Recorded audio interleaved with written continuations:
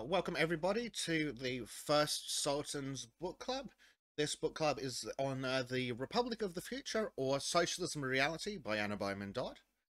If you haven't already had the opportunity to read the book prior to this book club, I highly recommend doing so. It will make things a lot clearer as we skip and jump around. You can find links in the description to both the Project Gutenberg ebook and to the audiobook I recorded.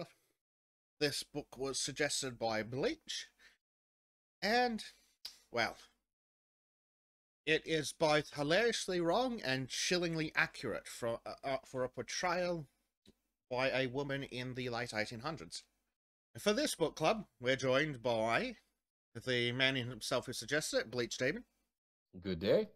His neighbour from the north, Ardent Party. Hello. The furry, Jonathan Crow. Hello. And the man who's drawing his furry porn, Pim. Oh. To be fair, it's actually feathery, but whatever. It close enough. Equally disgusting, and it'll cost you I don't fucking think that extra. makes it better. No. And then, of course, attempting to wrangle these idiots is me, Bezic. The man who has taken upon the impossible task. So, But Jesus as Christ. we go through the book club, we will find some horrifying parallels and parts where we go, oh shit, it's already worse than that. Yep. Yeah. Yeah. Surprisingly accurate, and there are moments, obviously, where you get your typical sci-fi tropes, but very interesting interpretation of the future, I say. I'm pretty sure that she was more of an oracle in some places. And in a lot of places for- where she was wrong because she didn't go crazy enough. Yeah. That's her It- one it's- mistake.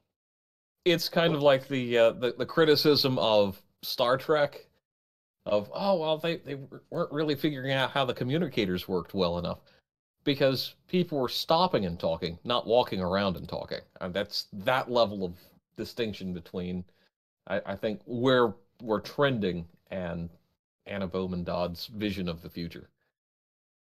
Very Like much the so. electricity works like teleportation magic. That's one that's like, oh yeah. Yeah, it's Well, not quite. I It's think not quite that vague, but yeah, obviously she was not a scientist. Yeah. No. And for a woman writing in 1887, this is really remarkably spot on with some of her predictions. I actually found her imaginative ideas of how machines would work in the future quite interesting. Oh yeah, the mechanical hands and all these very human attributes that we look at the Roombas doing the vacuuming, and it's like, oh, okay, that's completely different from her portrayal of basically Yeah. mechanical vacuums that look very human in apparatus. One of the things I really liked was you could see the technology of the day was having a serious effect on her, because almost everything was done with pneumatic tubes. Yes. Yep, from Yeah. food delivery to people delivery. Man, the fucking childhood, how children are living in that thing is just terrible. And it's totally how yeah. leftists would do it if they were allowed to. Oh yeah. Assuming, if they could, assuming they would let send the children. exist at all. Yeah. If they Yeah. could, they would send children to re-education camps to indoctrinate them. Absolutely. So, yeah, just for the sake of a little background on Anna Bowman Dodd, she was born Anna Bowman Blake in possibly 1858, maybe 1855. It's a little vague. Grew up in New York. Stall my typical reaction. And she was primarily a writer for New York Evening Post, Harper's Weekly, a few other rather significant news periodicals of the time. And she also was a translator of French and I believe Italian. So she was not one of these. So she was intelligent, unlike modern reporters. Exactly. She was definitely a reporter, not a journalist. And Also, she understands the need for people to actually have something to do to struggle, as she puts it in the book. yes, Yes. yeah, because it talks about and this I think is kind of important, where she wrote about what was called the Concord School of Philosophy, which was one of the major transcendental philosophical movements of 19th century America.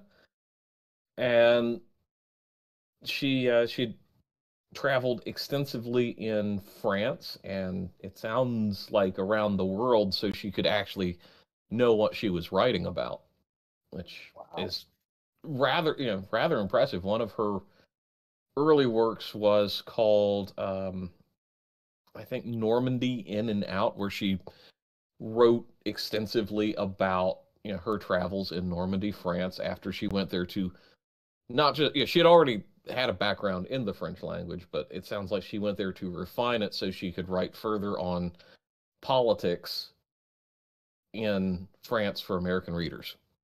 Unfortunately, Genuinely at the impressive. time, French politics were very busy destroying the whole world, rather than just France.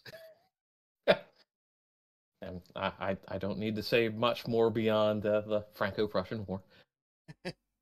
So, Yeah, just wanted to throw a little background in about her, so our audience doesn't think, oh, well, she's just some reactionary like most leftists like to portray her. She was a very educated woman for her time, and Yeah. still held the views that she held. So Why they Which- dislike her leftist. so much?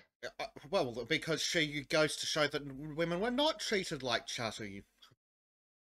What's that? A highly educated woman who speaks multiple languages and has several of her own jobs? Mm-hmm. Travels And make her own extensively, opinions? does whatever she wants. Fuck you, but I'm still getting married anyway. Yeah. Yep. I mean, my one complaint of this book is that the main character is a Swede. But that is purely cultural issues on my side. But his name's mean, they don't- Wolfgang. It's fucking cool.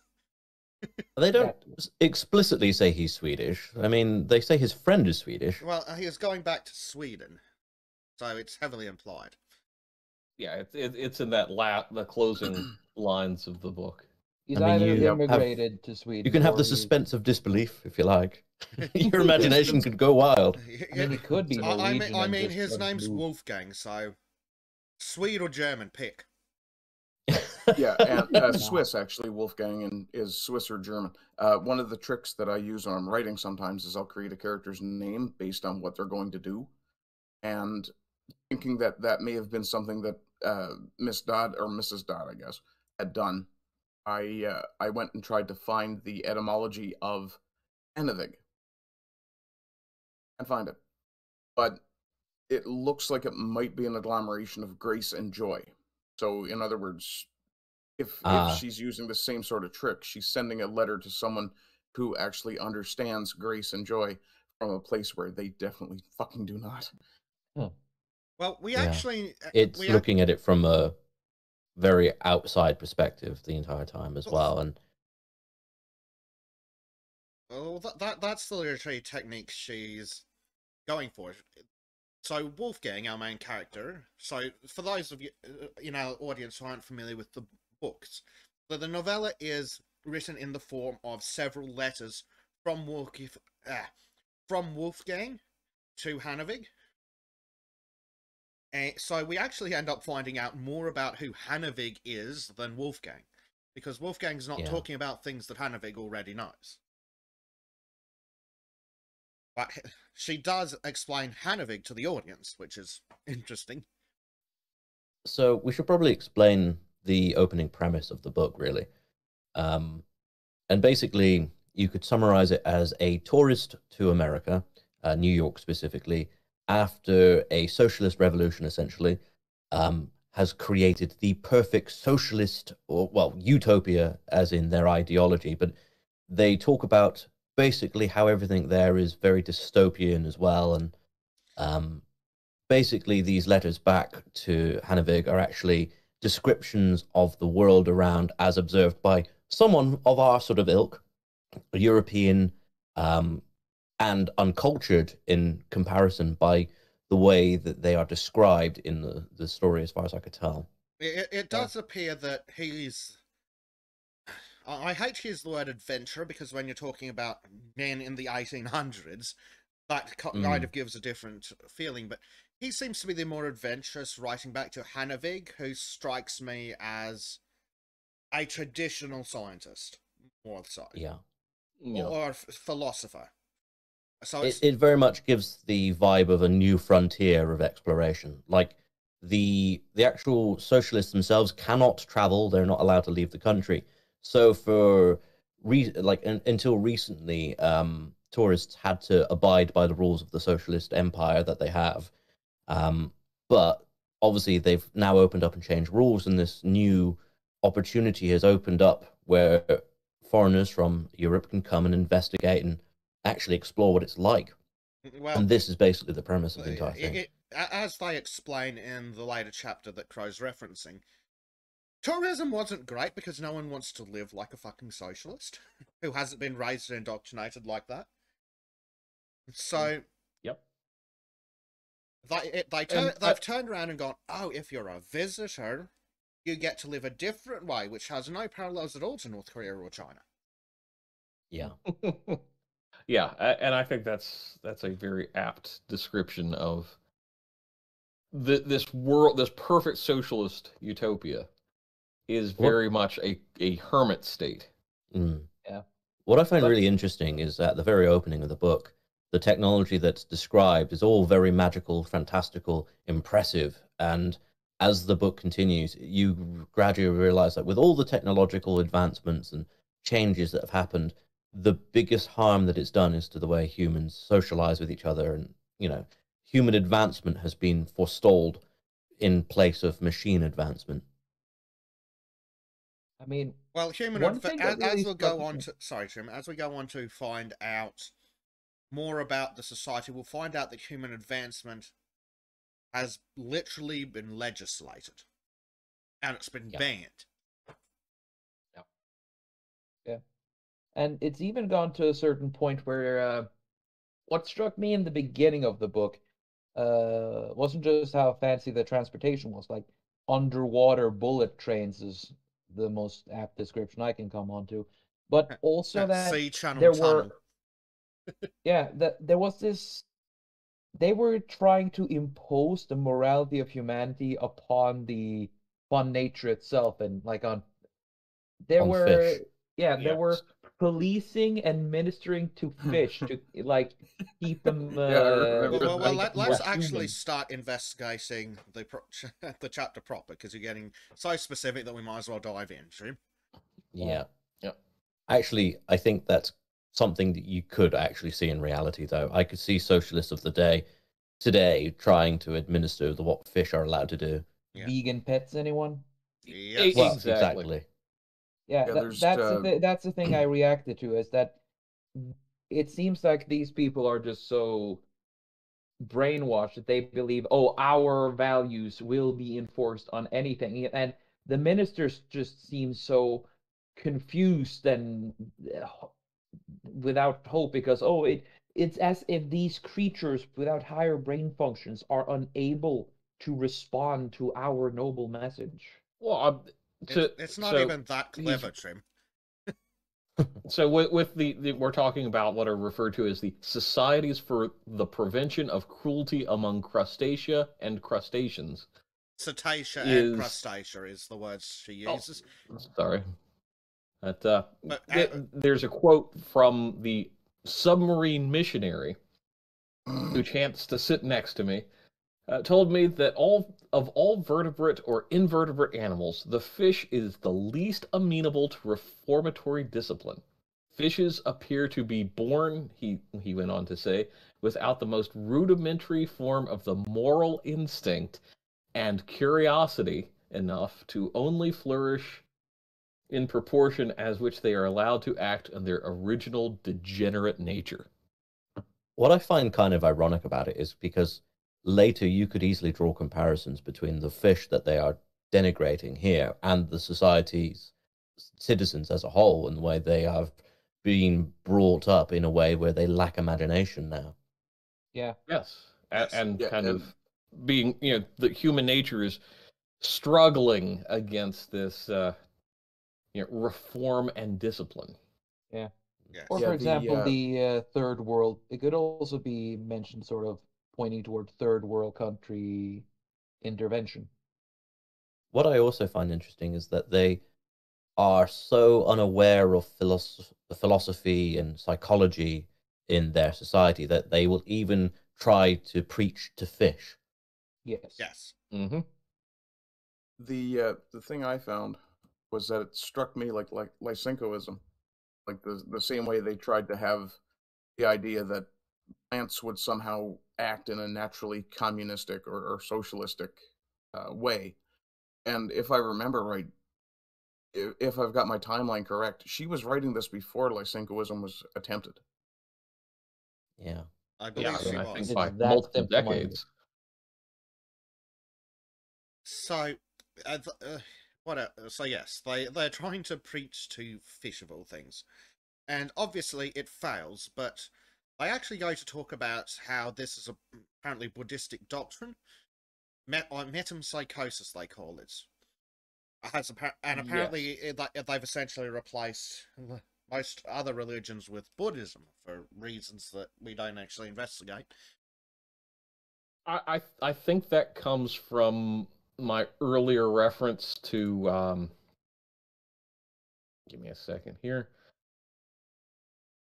That philosophical school and transcendentalism, they drew heavily upon Buddhist teachings that were being interpreted at that time in the 1880s.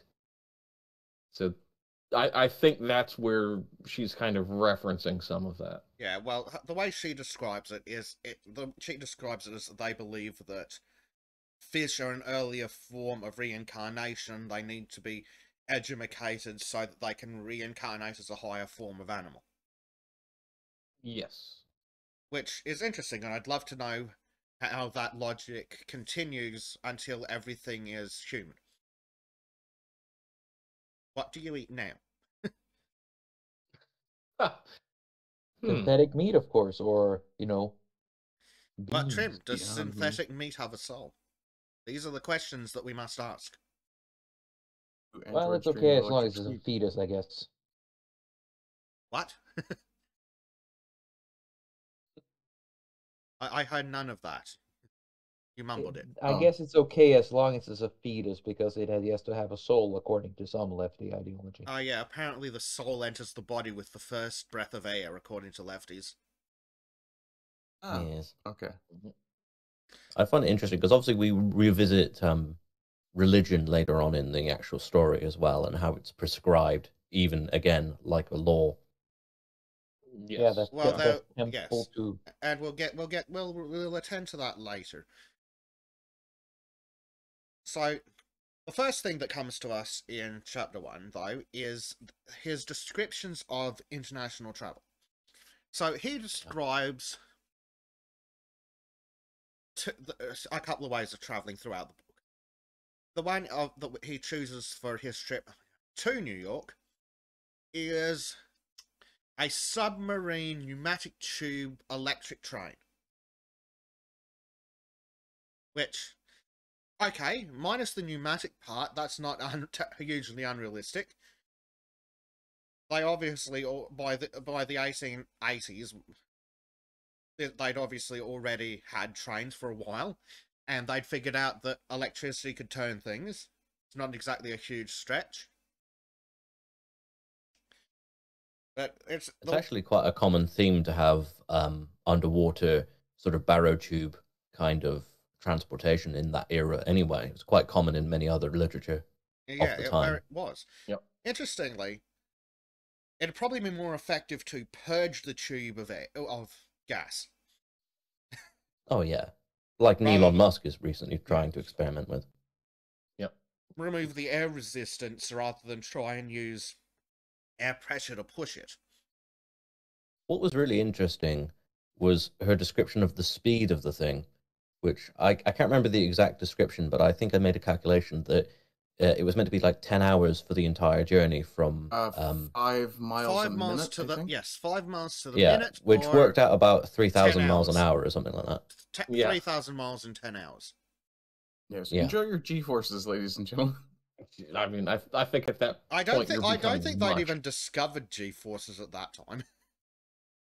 No, And to be fair. yeah, just as a kind of an interesting side note, the first pneumatic transport had in New York City had opened in February of 1870. Oh, well, So- so she was actually speaking about things that she knew. Yes, it's it's kind of fascinating because the later because the pneumatic beach pneumatic transport or transit was the original system. So that's probably why she got hung up on the pneumatic side of things. It was very clear that she didn't know exactly how everything would work, and she made a point with the character to make sure that they didn't either. That way they could kind of have that suspense of disbelief without having to describe everything in detail as well. Yes, and it was actually a very exciting kind of a frame for me to be like, oh, okay, she's making the character have the assumptions that she probably did, where knew enough of this is kind of vaguely how it works. And it was interesting though, because obviously they had the description of the different carts that you could travel in that had different opportunities, almost as if there was a class system within the train carts themselves, despite heading to a socialist location. Well, I don't know if it was necessarily a class system, but the way they describe it is that, well, the perfection of the contrivances for supplying hot and cold air. Ah, dear. Yeah, so you can pick your assorted temperature of train car. Yeah, air conditioning. You could go to the bath where apparently they've got saunas and things. Like, this is an impressive bloody train. Bath, if it was. Yeah. It was Better than the Orient Express. Well, yeah. She doesn't say that there's a Roman bath necessarily, but she says that the various baths surpass a Roman voluptuary's dream of such luxuries. Ah, there we go. And I found this fascinating. So, this passage. In spite of the swiftness of our transit, we were enabled by the aid of instantaneous photographic process as applied to opera glasses and telescopes to feel that we had lost nothing in the rapidity of our meteor-like passage. So, television screens. Yeah. Yeah. So they can see what they are traveling past at great speed. Yeah. She seems to describe it as it takes an image and then holds it for you to review because you're traveling past at 5 miles a minute. Yeah. But interestingly, though, the 10 hours for the total round trip, yeah, that's about a commercial flight. Mm-hmm. Yeah, except the commercial flights don't travel at that speed. So I think her estimations of the distance they would travel at that speed is a bit off. A bit. Yes. Quite a bit. But 10 hours from London to, or wherever it is to New York isn't unrealistic. I don't think, but at least not when we get to fancier planes. But it is an interesting idea that you can travel from one side of the world to the other in essentially a day, which has turned out to be true. Yeah, that was it. 5 miles a minute is 300 miles per hour, which actually is fairly similar to airplanes, actually. Yeah, that's about the cruising speed of your average jet. And funnily enough, obviously, because she's talking about like a submarine, airplanes are pretty much submarines. They're just in a different surface. They're at a different level where there's little air resistance, so they can achieve that. So she kind of had some good ideas that are actually applied today with modern transportation. Yeah, a very smart woman, but you can definitely see that she's a product of her time when it comes to this science. And she's definitely not a scientist, but she's doing a pretty good job of making intuitive guesses. I'm just constantly, and this is why I recommended this book, is she has awareness enough of the potential of humanity where things could go with technology. She just was very, as everyone's saying, very limited by the technology of her time. And we're talking just barely 20 years past the American Civil War when this is still, she's writing and publishing this book. Were cars around at that time? I can't really remember. No, not at all. No. I think they were getting very close. We're still talking about runabouts at this time, which is basic, and internal combustion engines were barely kind of becoming a thing. Steam was more like the Model T didn't come out for essentially another 25, 30 years. 30 years. 30 years from the time of publication. 1908 was when the Model T came out. Okay, yeah, so... I wonder if she has later works that, will, like, in 30, 40 years' time, where those things have come out, that she could show us more about how her thoughts have changed, I don't know if she wrote other fiction beyond this piece. That's possibly On the Knees of the Gods in 1908, but I've not found a copy of that. Yeah. So she's writing this book from the perspective of a woman in essentially 1885-ish. And she is looking at a period in 2050 AD, a point in time that we are, as of yet, still to reach.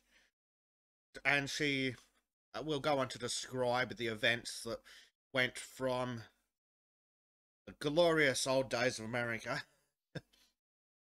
to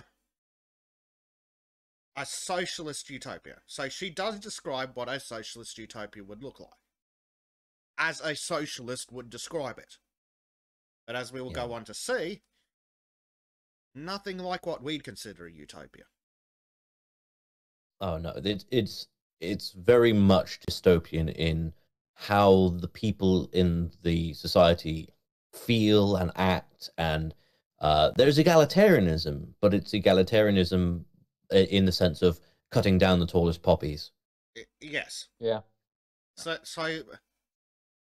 that I think we've definitely covered all of chapter 1, so which is quite a short chapter. So let's look at chapter 2.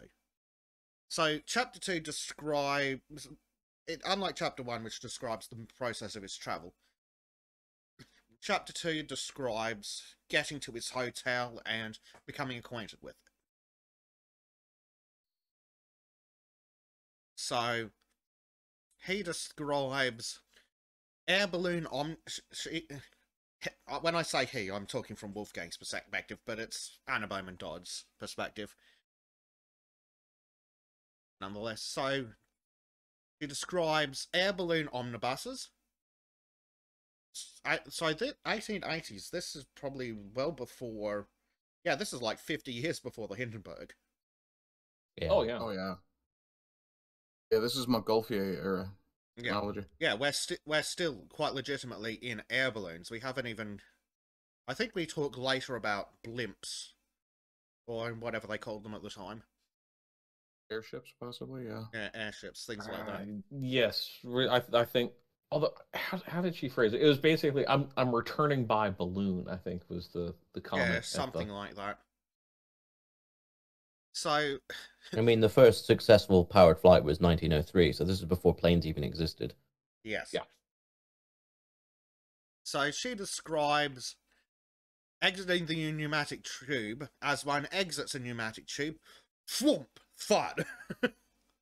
Yeah, like being shot through a gun is how she described it. Literally blown up on the beach. And then, so they were transferred into the air balloon omnibuses via little electrical cars running on an inclined plane. That's called a ramp. Interestingly enough, there was what was called the Harvey Cable Car Company that was, and I put a photograph that supposedly dated 1869. So this technology was kind of there, but it was a cable car, not an electric. Yeah, it sounds like she's describing a self-powered electric little cart. Well, interesting. She's trying to apply the technology that she sees potentially in the future, but with modern technology that she's aware of. So she's trying to combine things in in a fashion. Well, again, this was prior to the widely successful combustion engine. At this time, they actually did think that electric cars were the way of the future, because making things turn with electricity is really, really easy. They just ran immediately headfirst into the storage problem. Yep. But you'll notice that about this time, you've already got electric trams coming along around here. Actually, let me check that, because I don't want to be spouting crap. But electric trams are really, really early, for obvious reasons. Yeah, you were talking about the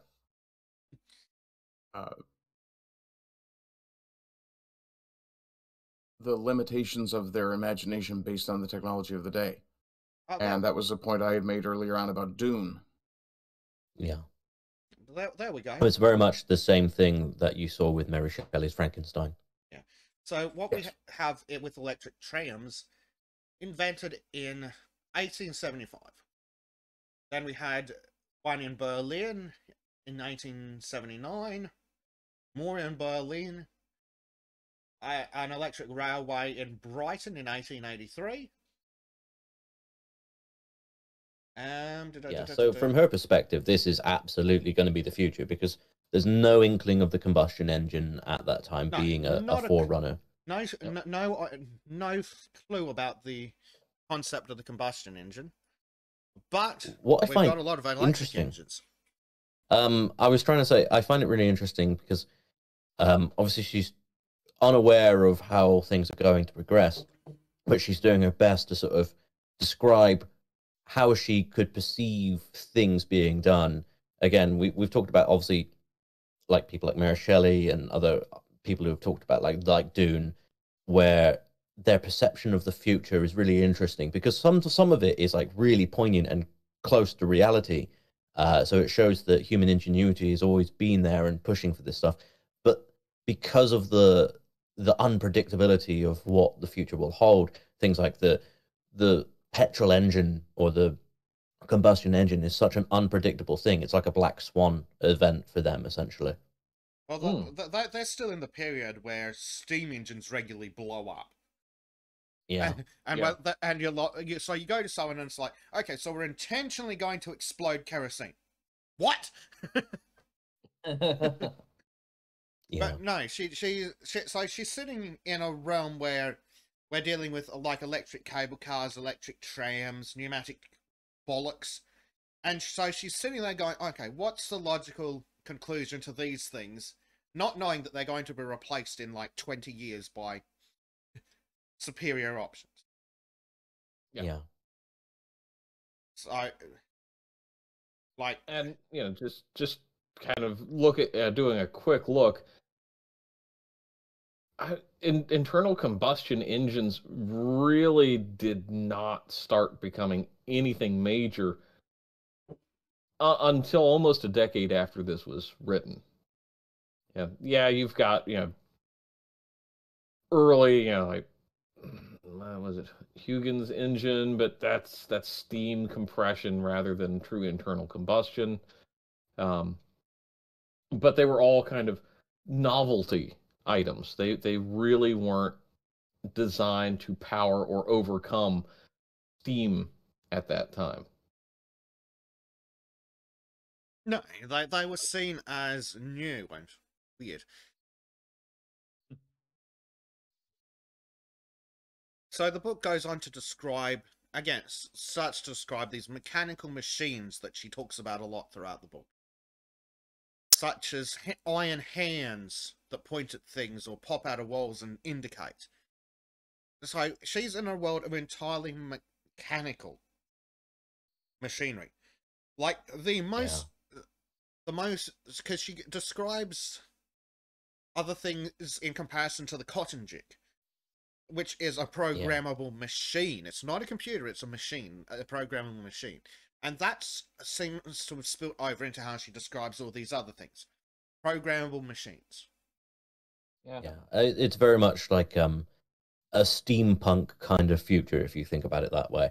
Very much cogs and wheelbase. But at that time, that was the most modern kind of technology they had. Everything was based on cogs and gears, and we didn't even have like the earliest computer of anything resembling that name doesn't show up to like the 30s or 40s. Yeah. So that they had no idea of adaptable logic at this time. I mean, the first mechanical computer was technically made by Charles Babbage in 1822, but again, completely mechanical. So it didn't have any of the sort of valves that would have been used in much more modern sort of not digital but analog computers that came about afterwards. Yeah, I mean, tube radio stuff was still in infancy. I mean, it was still barely even being thought of at this stage.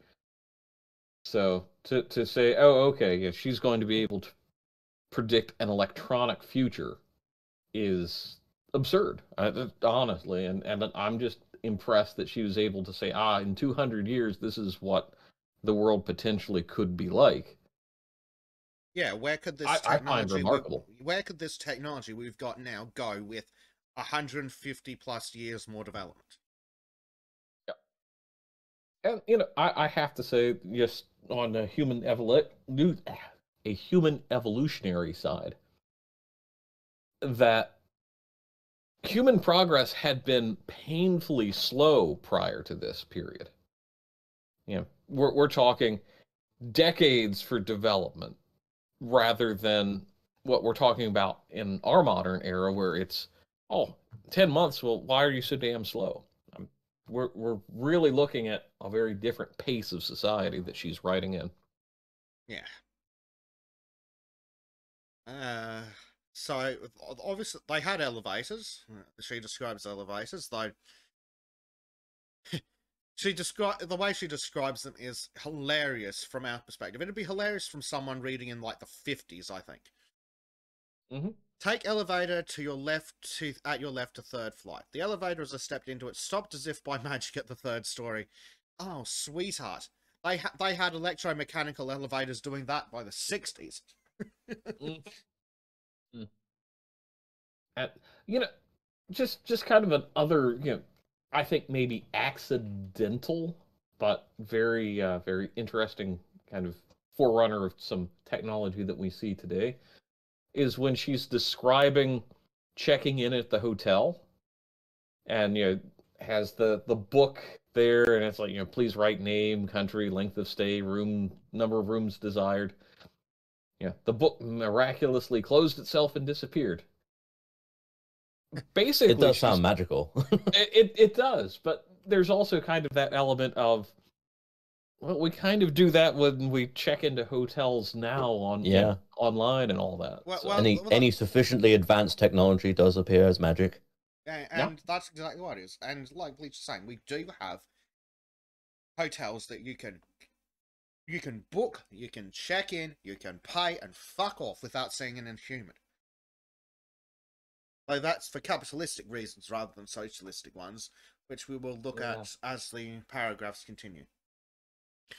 So it's kind of funny seeing the world she's imagining, because it's extremely similar to our own, just on different ways. Yes, you could see it as an alternative timeline quite easily. Oh yeah. If say the semiconductor hadn't been developed, this could possibly be the future that we're discussing. Yeah, absolutely. And it's interesting enough when we're still talking about the technology. But when she starts talking about human nature, oh boy. Yeah, she's spot on with that. That's one of the things that my dad read the Communist Manifesto while he was doing his psychology and sociology course, and he threw that book around the house because he was so angry at the fact that it did not acknowledge human behaviors at all. Mm-hmm. Yep, which is pretty normal for the communists. I was in a philosophy class. Close enough. Yeah, I was in this philosophy class, and I got into a most heated debate to the point of almost being asked to leave with a diehard communist, because their belief system, especially because we were going over the Communist Manifesto, it makes no effort to acknowledge human nature at all. It's almost like, we're cogs in a wheel that can be replaced and reprogrammed. Yeah. And this goes back to this book because she makes a very big point about how they have tried to prescribe everything, even down to how you behave, and how, unfortunately, that still doesn't account for human nature. Yeah, we'll come to that towards the latter end, because as she gets more and more into describing that, the parallels that we start to see coming through to modern life are horrific. Like, looking at the technology is just funny, but when she starts getting really into their society. I gotta admit, as I was listening to you reading this book on your YouTube channel, I just chant to myself like, "Oh, this is hell. This is hell. This is hell. It is too close. It is too close." Yes. And a thought just came to me. She was more into politics and philosophy rather than technology. So it makes a lot of sense where she's got some limitations when it comes to that sort of thing. But when it comes to her areas of expertise, holy shit, is she spot on. Yes. Well, speaking of some of the social issues, we have a section here that describes how he doesn't see a single human in the time he's in the hotel. Because, well, being a maid or a housekeeper, that's a type of servant, and that's beneath a socialist. That's degrading. It's banned by law. Yes, it is literally banned by law. So it's all got to be done by machines. I still want to, it does raise some interesting questions about who fixes the machines, but that's totally in line with socialist ideologues, because they don't bother to think that far ahead either. They do actually mention that people are basically designed, that their job is to do that kind of stuff, but later on they mention that they are legislated to only work for a maximum of 2 hours, including the government, including the automation of the government and everything. Yes. Mm-hmm.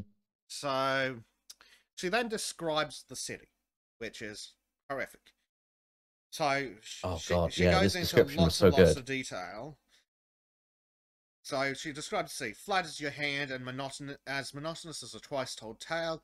Never was there such monotony or such dullness. Each house is precisely like its neighbour. Each house has so many rooms, so many windows, so many square feet of garden, which latter no one cultivates, as flowers and grass entail a certain amount of manual labour, which it appears is thought to be degrading by these socialists. So miles upon miles... Yep. I mean, as bad as New York is now, this sounds like a hellscape version of New York. Yep. Yeah.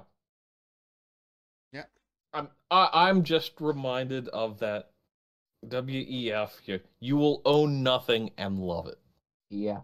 That was the image that flashed in my mind whenever this thing came up. It was like just a WF wet dream.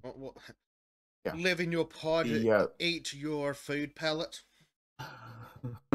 Yeah, pretty much. One of the things I really noticed was how she was really good as a social prophet. If you look at the way gender was treated in the book, we had that discussion while you were fucked off. Actually treated as like they've destroyed marriage, they've destroyed the family unit. Oh, my apologies. Oh no, that's actually covered in much greater detail than later on. But yeah, it's chilling. It really is. Yeah. We'll look at that more closely in the sections that talk about this. So we're looking at the moment at how she's describing the city. Because in a socialistic city, you can't have a nicer house than your neighbour. That's privilege. So every house has to be identical. You can't have nicer clothes either. Nope. Right, and everyone's got to dress exactly all colours alike. stripped. Mm-hmm. And also there's a class or a amount of privilege dependent on how attractive you are. So you can legally be more intelligent than someone if you're more ugly. Yes, and again, we'll come to that later when we meet this less attractive but smarter person. Yeah. In the book. Also, with the houses, there's no ornamentation. There's no artwork allowed. Any artwork is pretty much put into a museum, so people can have these government-funded museums that they can visit if they want to, but then but no one nobody wants does to because they're bored shitless because they did that in school or some crap. Yeah. basically they also don't do it because they de-incentivize any kind of educational or vocational sort of stuff that makes you more smart than anyone else around you.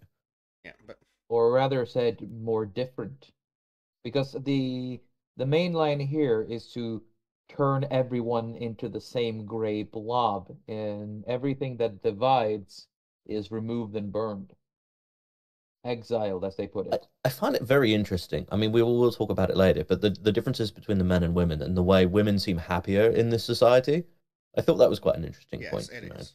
So they say specifically that, well, the total lack of contrast, which is the result of the plan on which the socialist sea has been built, comes, of course, from the principle which is decreed that no man can have any finer house or better interior or finer clothes than his neighbour.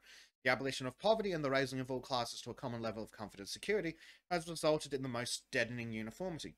Take, for example, the aspect of shop windows. So now this is where we start getting uncomfortably close to the modern era. All shops are run by the government on government capital. There is consequently neither rivalry nor competition. The shopkeepers, who are in reality only clerks and salesmen under government jurisdiction, take naturally no personal or vital interest either in the amount of goods sold or in the way in which the latter are placed before the public. The shop windows, therefore, are as uninviting as the goods displayed. Only useful and necessary objects and articles are to be seen. Ugh, sounds so passionless. For the sake of utility. And then, as Crow mentioned earlier, the eye seeks in vain throughout the length and breadth of the city for anything really beautiful, for the love of the other air. Objects of art and of beauty find, it seems, no market here.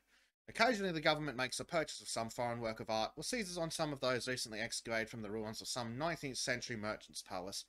The picture of ours is then placed in the museums, where the people are supposed to enjoy its possession. And I find that interesting, enjoy its possession, as in the government has purchased it on behalf of the people, acting as the people. But then any sort of incentive to enjoy art or culture or anything like that is completely de-incentivized the entire time that they exist. So nobody tends to visit these or draw passion or anything from these works of art, because if they were to do that, they would then end up in. They actually describe it in detail later in the book about how they had people going to prison for a while for being more intelligent than others. There's just that passage of, they have the look of a people who have come to the end of things and failed to find it amusing. Yes. Yeah. The entire population appear to be eternally in the streets, wandering up and down with their hands in their pockets, on the lookout for something that never happens. What indeed is there to happen? Have they not come to the consummation of everything, of their dreams and their hopes and desires?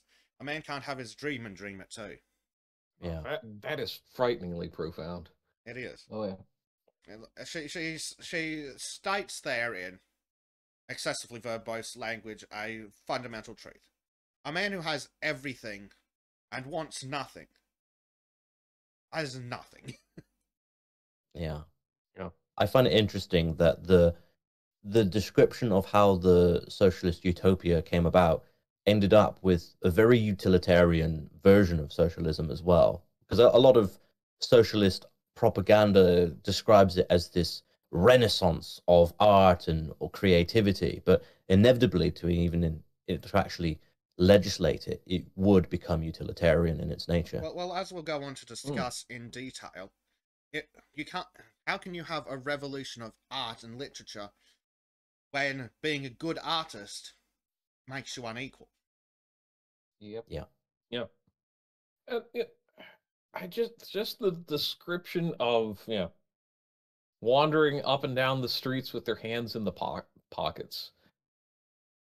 We've all been there when you're kind of in the compulsory education system, and you don't want to be there, but there's no place you can go, and you're just killing time until you have the next class.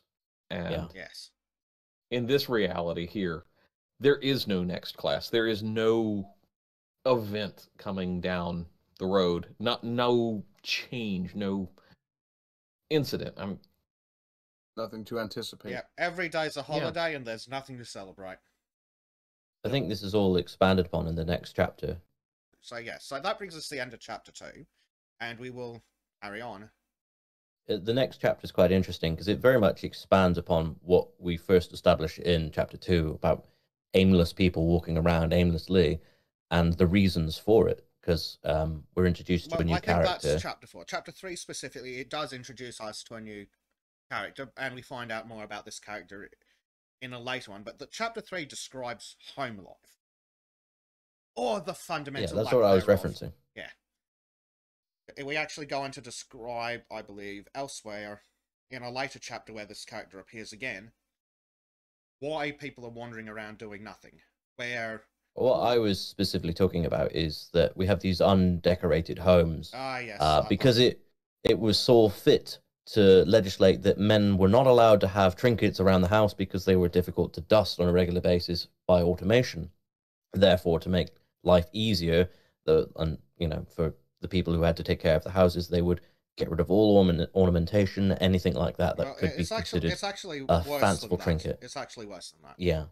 And we'll come to that as we go through. So, he describes, however, that he can never find his bloody contact in the city because he's always off trying desperately to find something to amuse himself. But instead, he meets his contact's daughter, who is a plain but seemingly agreeable, intelligent young woman. The women dress so exactly like the men in this country that it's somewhat difficult to tell the sexes apart. So by the end of that sentence, you're like, ah, shit, here we go. Here's some modern parallels. This is going to be rough. We're entering California now, boys. Yeah, and the women, however, usually betray themselves as soon as they speak by their voices.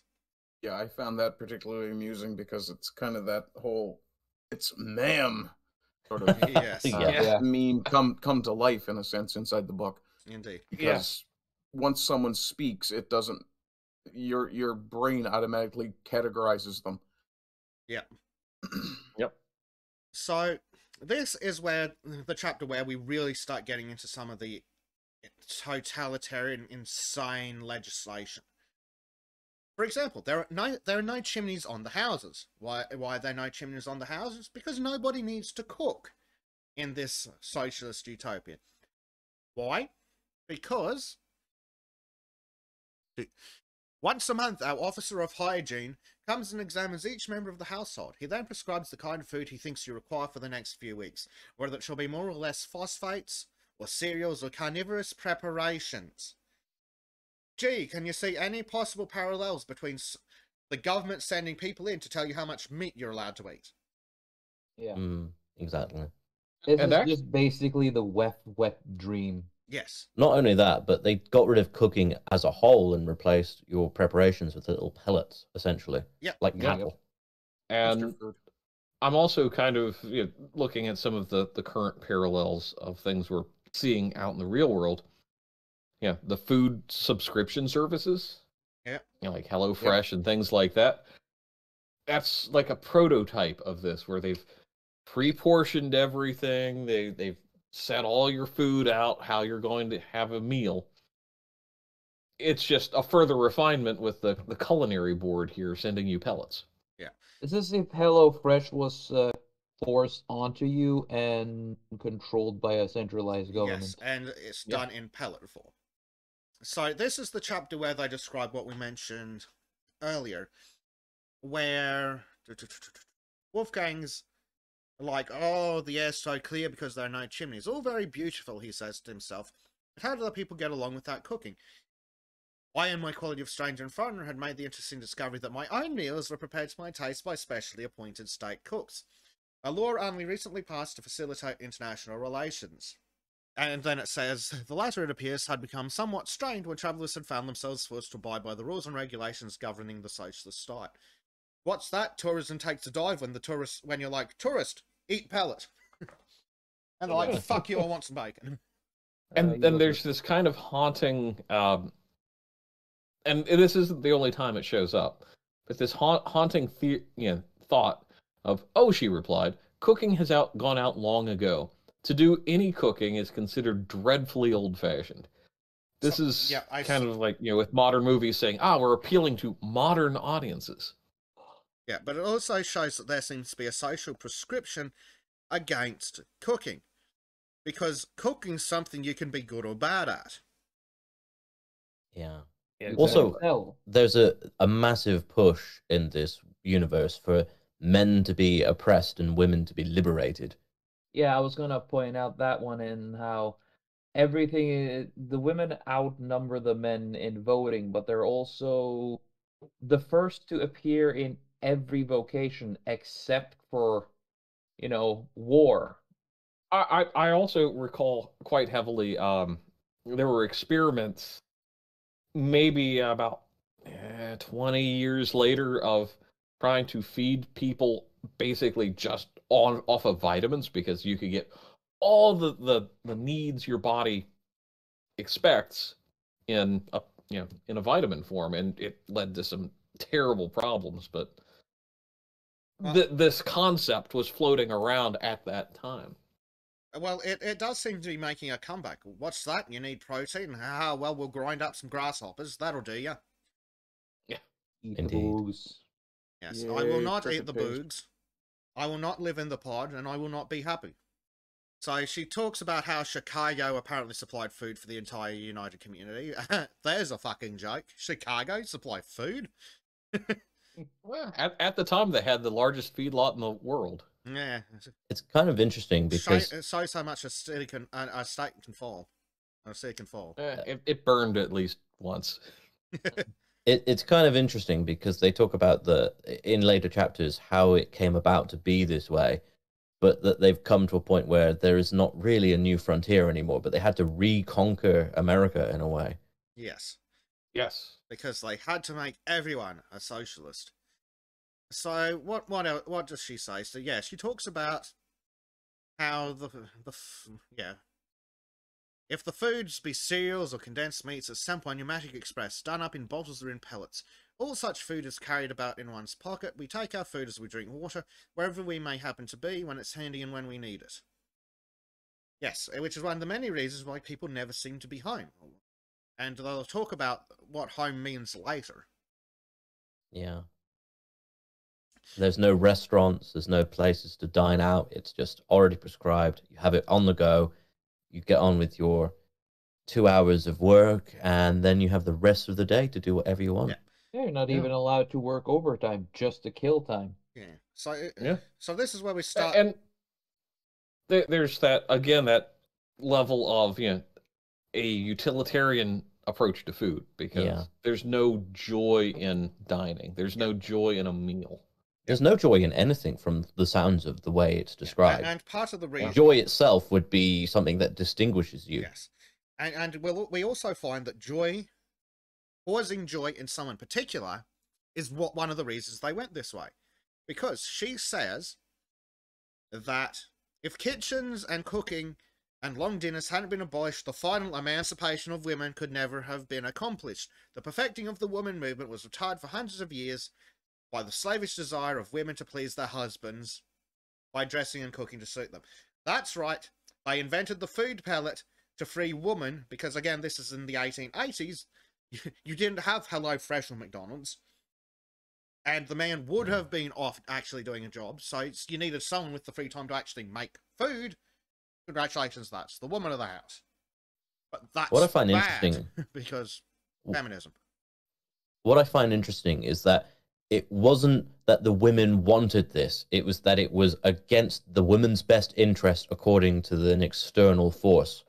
Yeah. Yes. The state knows best, dear women. The socialists, aka the feminist movements, know best. But I want to be a stay-at-home wife. No, we know better. Into the mind which is very much what we see with the feminist movement today. It's all about the oppression of man rather than the liberation of women so much. Yeah. Well, I mean, it's the feminist movement has always been like that. Always. Well, if you go back and look at the Declaration of Sentiments in 1848, you see it blatantly laid out. Yeah. Yeah. I mean, they're the ones who made the power versus privilege a fucking thing. Yes, speaking of power, I actually talk about that right in here as well. Women were only free when the state prohibited the hiring of servants. Yes, because woman's servitude is managing servants. Yeah, that makes sense if you're a retarded socialist. it's kind of an interesting thing, though. But it shows, you know, when it talks about subordination to both her and to her servants, in a way, it's talking about a woman's place as manager and director of a household, where she's obligated to keep a functioning and running house. Maybe she's not doing the physical labor, but she's making homes run, and that is seen as oppression rather than vocation. That was the thing, especially in the upper, not quite nobility classes, where the woman of the household ran it like a business. I think it's quite interesting that a lot of the premise in this story is that it was the emancipation of women that led to the socialist utilitarian world coming about, and without it, men's patriarchal nature ended up leading to other things like war and violence in general. The best part is that this is written by a woman. Indeed. Well, she seems to understand that a household needs a manager if you're going to have servants. And if one of the people is never at the household because they're off, you know, bringing money in. And also, and we'll get into this later, but there are no children in the household to take care of. Correct. Which, again, was for the sake of emancipation, but we will come back to it. So she says that, of course, the hiring of servants at all was as degrading to the oppressed class as it was a clog to the progress of their mistress's freedom. The only way to raise the race was to put everyone on the same level to make even a degree of servitude impossible. Equity, not equality. Die, isn't it? Yeah. Diversity, indeed. Inclusion, and equity, yeah. So they then go on to talk about how all the housework is done by machinery, and then they say, so here's where something completely counter to modernity comes in, because she says a house can be kept in perfect order by 2 hours work daily, and something about the women being, yes, the women of every household are taught the use and management of the various machines at the expense of the state during their youth. No, oh sweetheart, no, that's sexist. Can't have that in the modern socialist dystopia.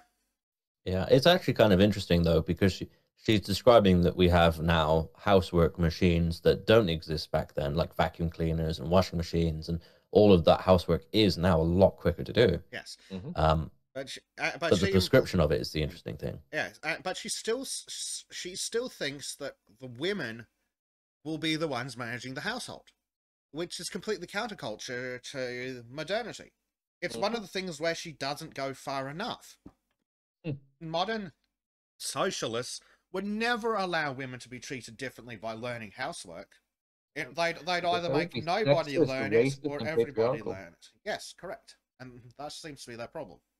I also find it very fascinating about, there's that line about, it was voted years ago by the largest women's vote ever polled, since men could not invent a self-adjusting, non-destructive dusters, their homes must suffer, in regards to not having knickknacks, odds and ends about the house. Which I find hilarious by modern standards, because I'm sorry, who is it that keeps buying assorted bullshit to put on the shelves that takes forever to dust?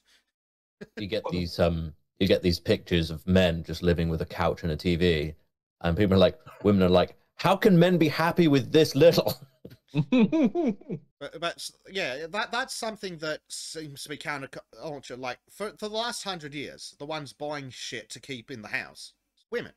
The men are forever going, well, it does follow that the women would complain about having to dust, and then blame men, because that I'm sure all of us here have seen it, where a woman goes, oh, this dusting takes forever, and the guy's like, well, why'd you buy all the shit then? Exactly. I grew up in a family home, yes. Mm-hmm. But then, again, as is traditional in modern feminism, they blame the men for not inventing a magic machine that does their job for them. Yeah. And the women voted, no, we're never going to have odds and ends in the house ever again. Well, that's a lie, but yeah. Didn't they say it's like a 10-to-1 ratio? Sorry, did you say it was a 10-to-1 ratio for men and women? A 10-to-1 ratio of voters.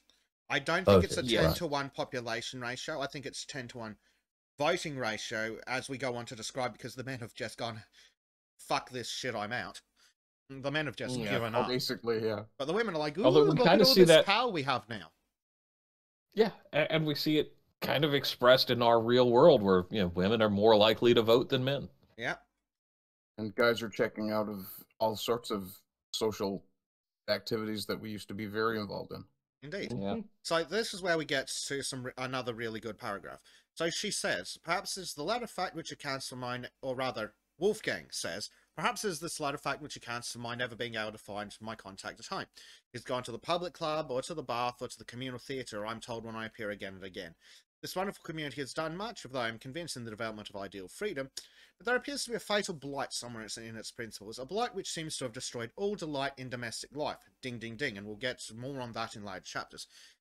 And then he talks about how he's going to, in the next chapter, talk about well-established emancipation doctrines and their results on the two sexes. And then he signs off the letter.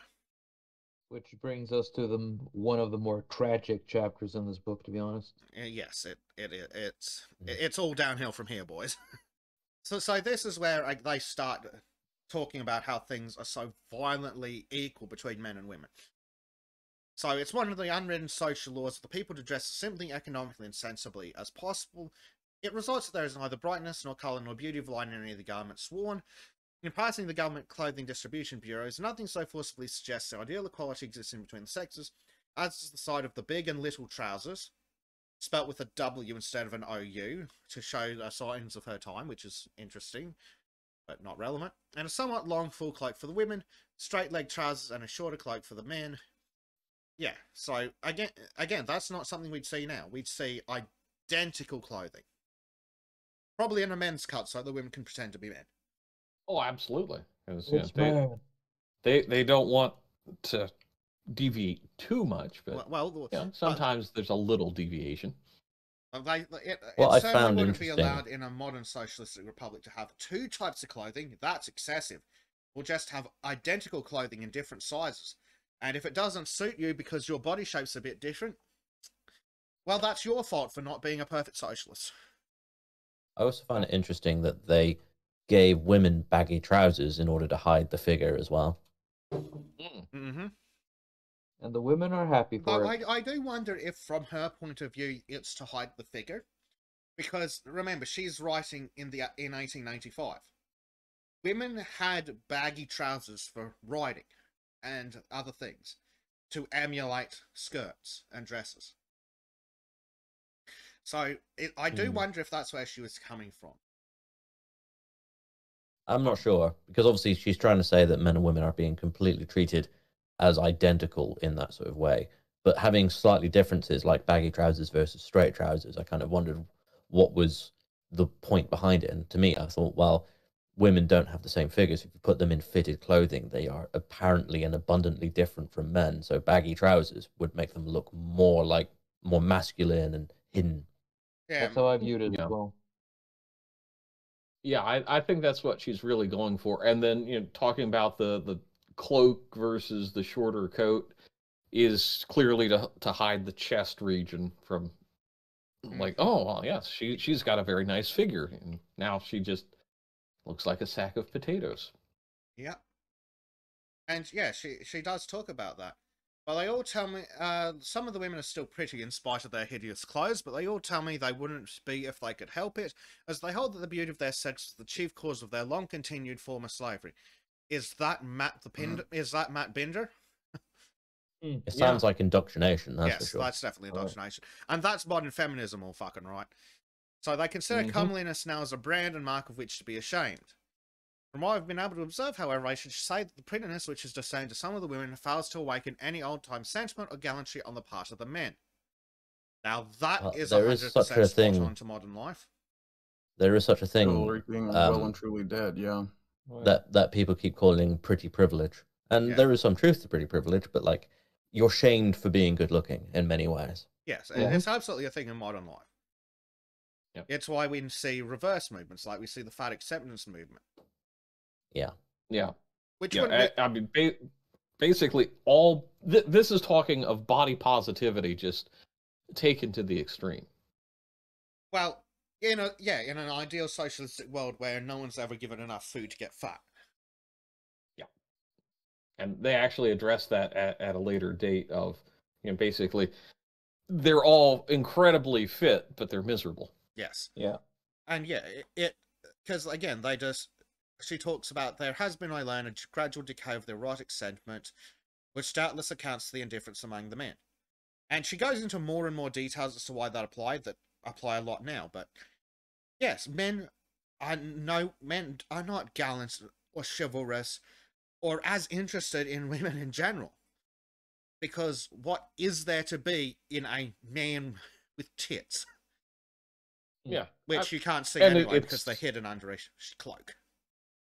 It's this constant refrain of that old thought of men built civilization to impress women. They didn't build. If it was just men, there would be no civilization. There'd be no architecture. If it was just men, it'd still be the fucking mattress and TV in the corner, with the most expensive thing a guy owns being his fucking TV. Yeah. No.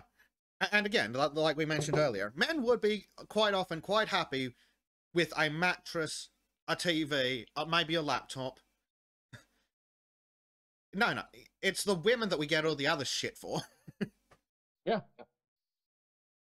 And this whole chapter describing this socialist utopia with feminism triumphant is just really going down this rabbit hole of men are so apathetic that there's just no point in existing. Well, it actually says that specifically.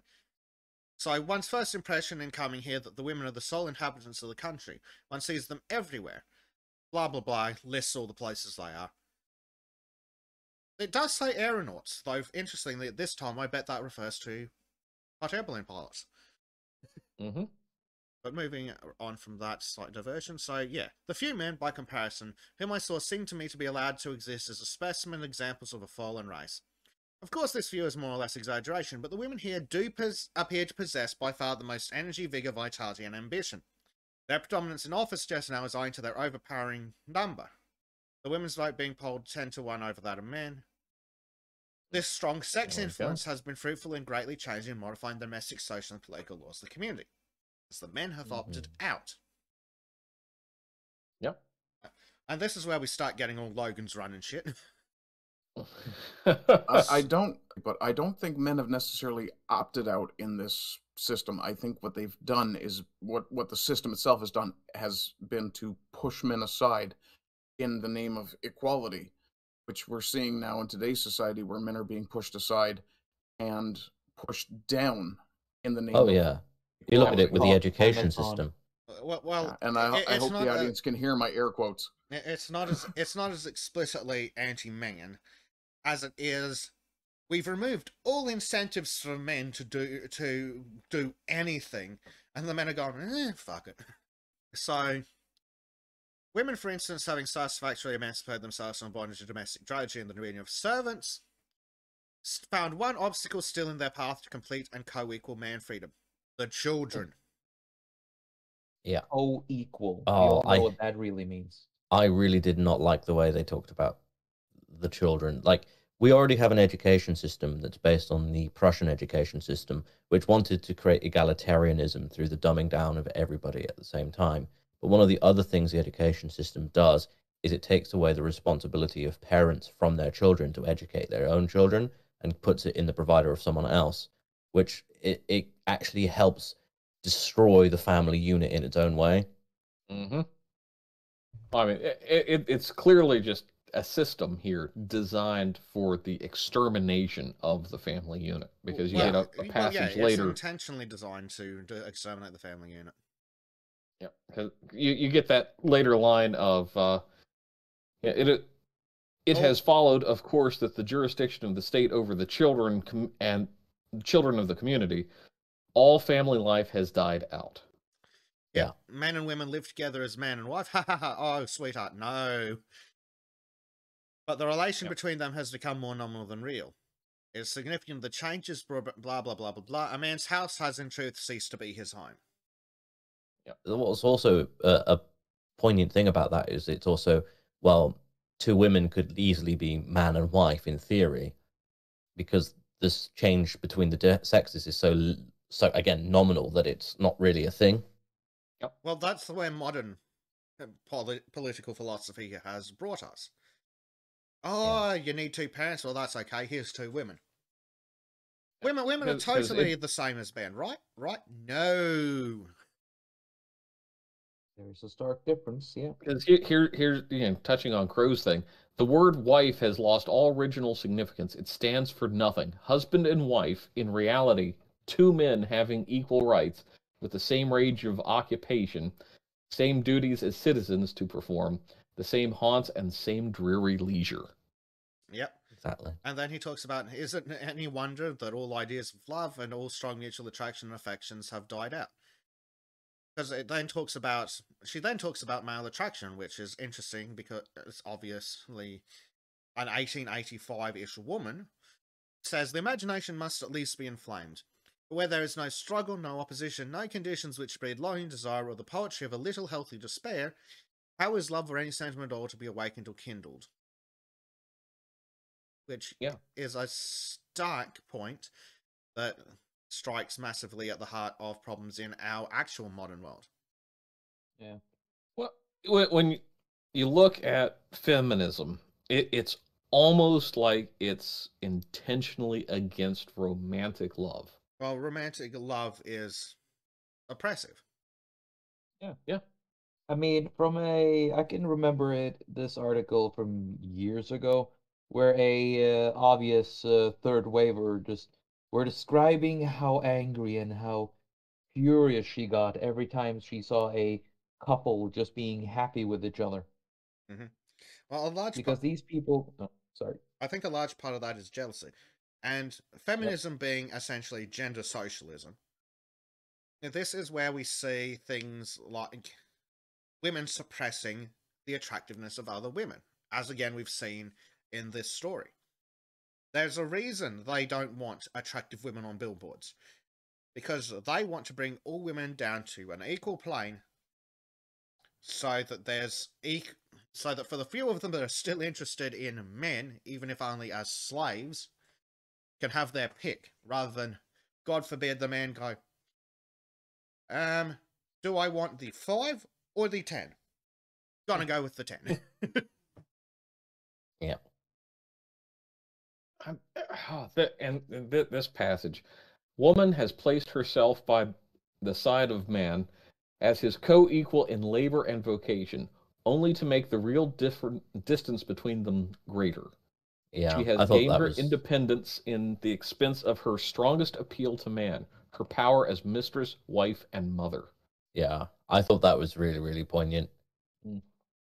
Yeah, it's running into the career woman, where I see it all the time. These women who are mid-level executives complaining how they can't find a man. Well, what about the next sentence, which addresses that perfectly?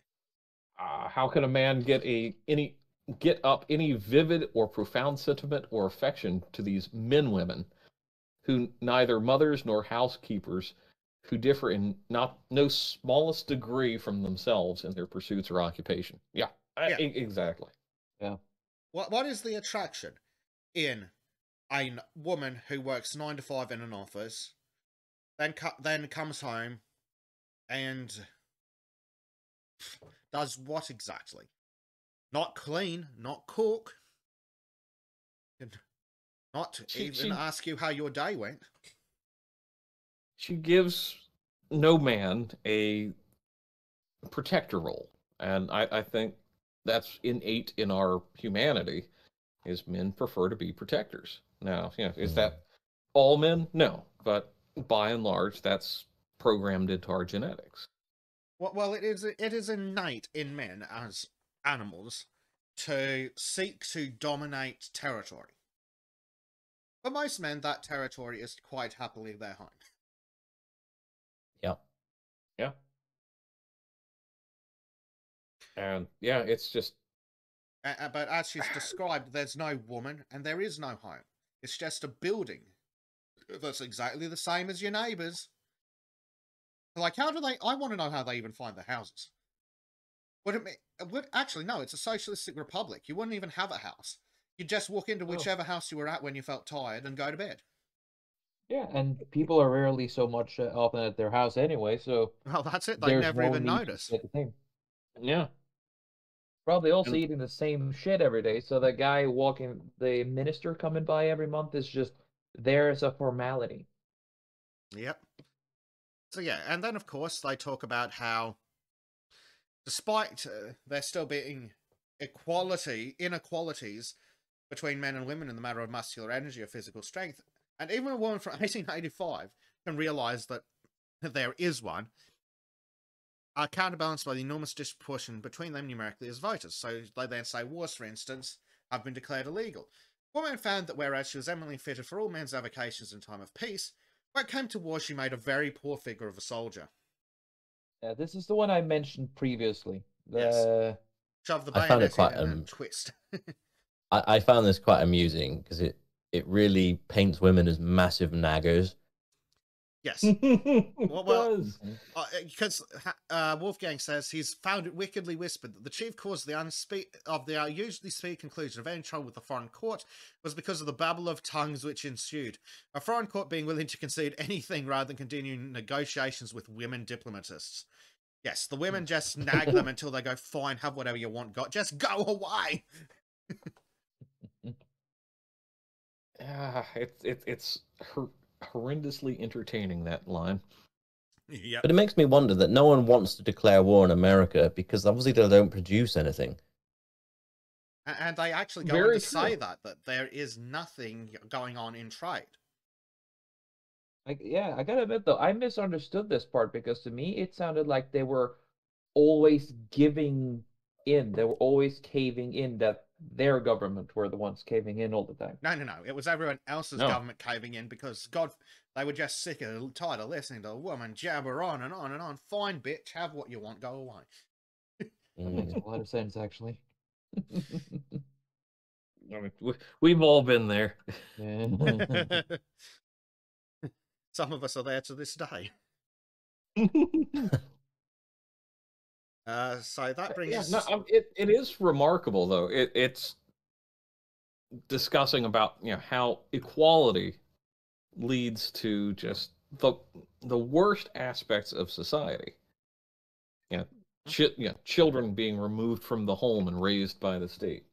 Women abdicating their roles as women in this false pursuit of perfect equality, where society starts coming apart at the seams and nobody seems to care. Right. It ain't my kids.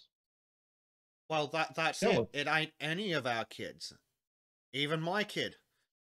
I don't recognize my kid on sight. They don't recognize me on sight, which is we just covered later. So there is no attachment to the child. Or vice versa. Vice versa, I was going to say, which makes the children perfect little socialists, fully indoctrinated and returned to their parents with strict instructions, I'm sure, that if they step out of line, you better report them.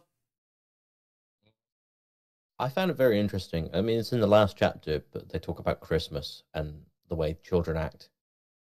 Yes, she. Oh yeah. Just in talking about how the children act, she strikes straight into the heart of the gender differences. But yeah, we'll leave that for that chapter, and we'll instead move on to chapter 5.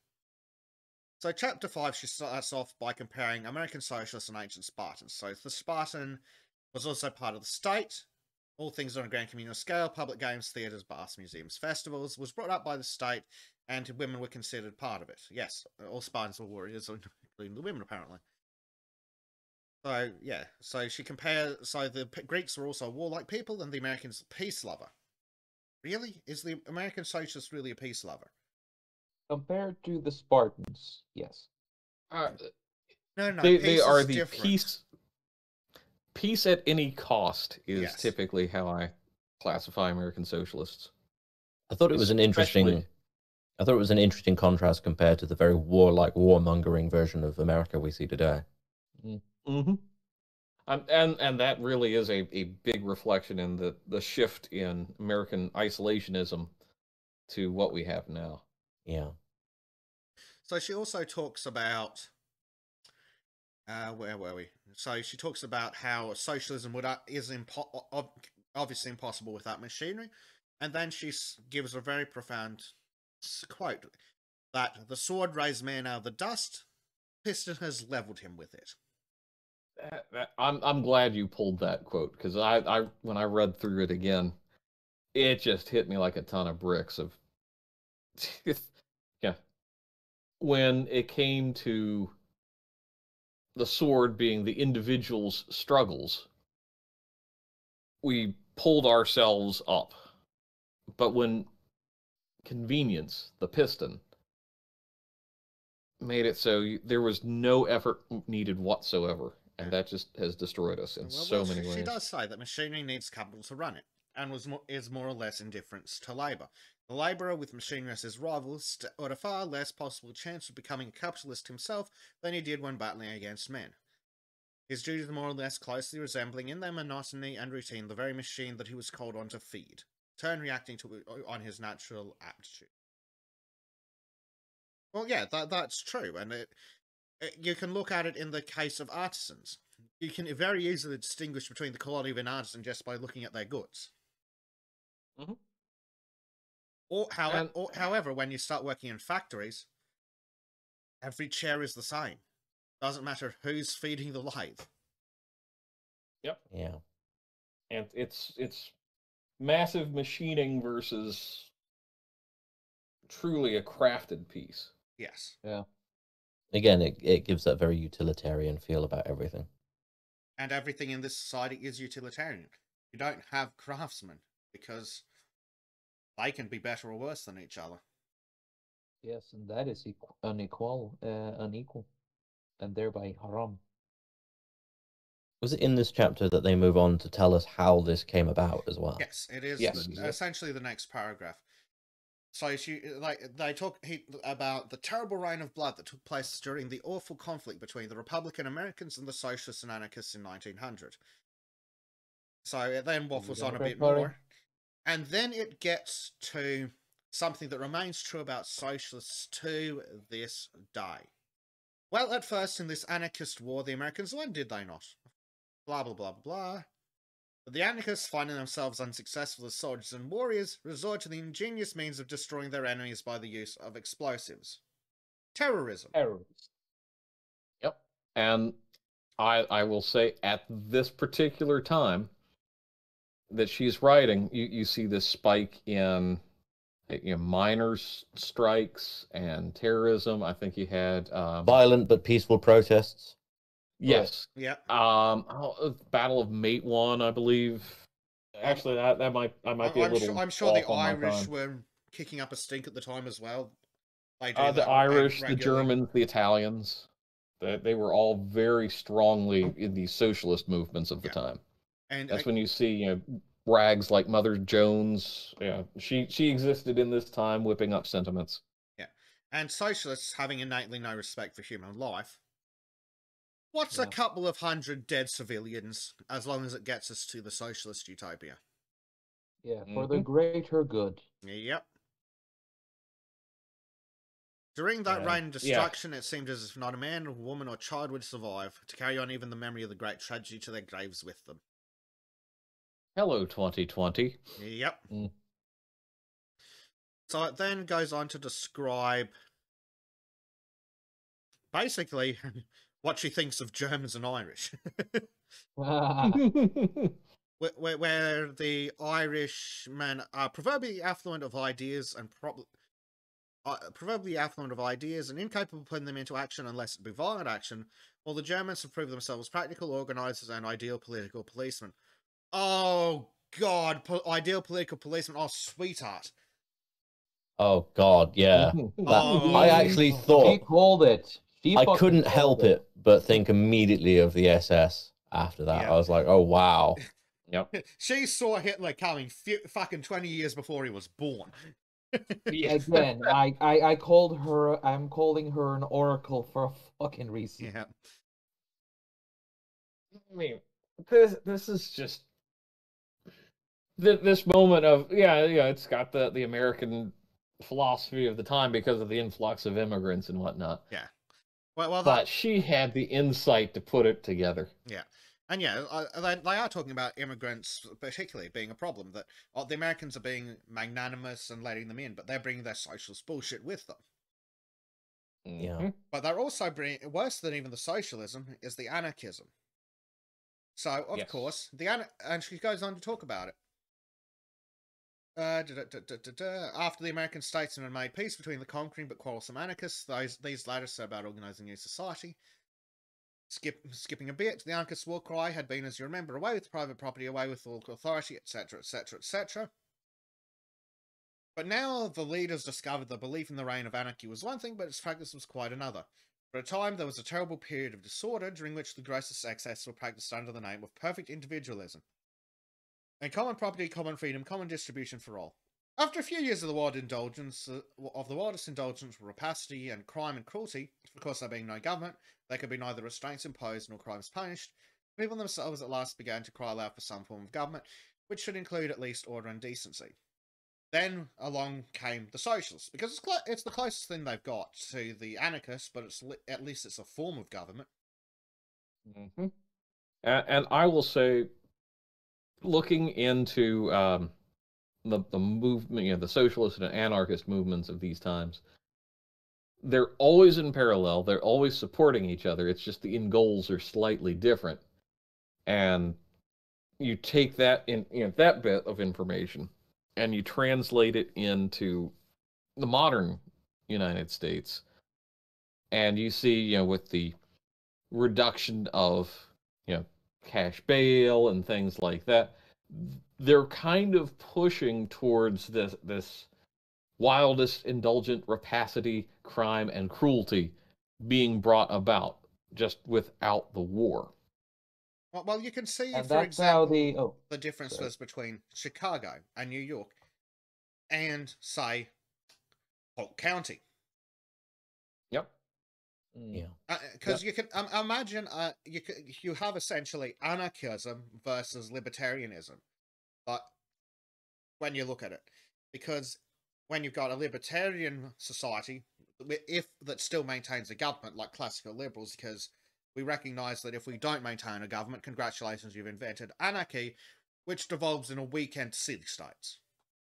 Congratulations, you've now formed a government, but it's crap.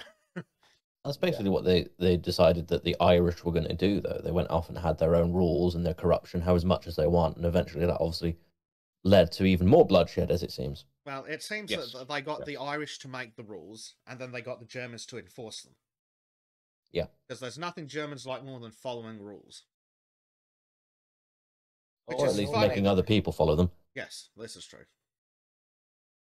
And then she ends with a paragraph that's quite striking. For over 150 years now, this ideal socialistic society had existed, and what are the results? No people ever assuredly had a more wonderful chance at constructing a society on an ideal basis than had these socialists. Think of it, an entire continent at their disposal, their enemies or opponents or killed or in exile, and they themselves unite in desire and political interest. Well, if some of the ineradicable, indestructible principles in human nature could be changed as easily as laws are made and unmade, the chances for an ideal realization of the happiness of mankind would be the more easily attained. But the socialists committed the grave error of omitting to count some of these determining human laws into the sum of their calculations. Yeah. Funny enough, Klaus Schwab is one of those Germans that like to enforce these ideas. And to fail to take into account and make the grave error of omitting human laws. Human nature. Yep. It's as if being a sheltered rich guy who gets caviar shoved up his ass really just disconnects you from humanity. I've never even considered the idea of a caviar enema. Now you do. Now you'll go from there to bubble tea.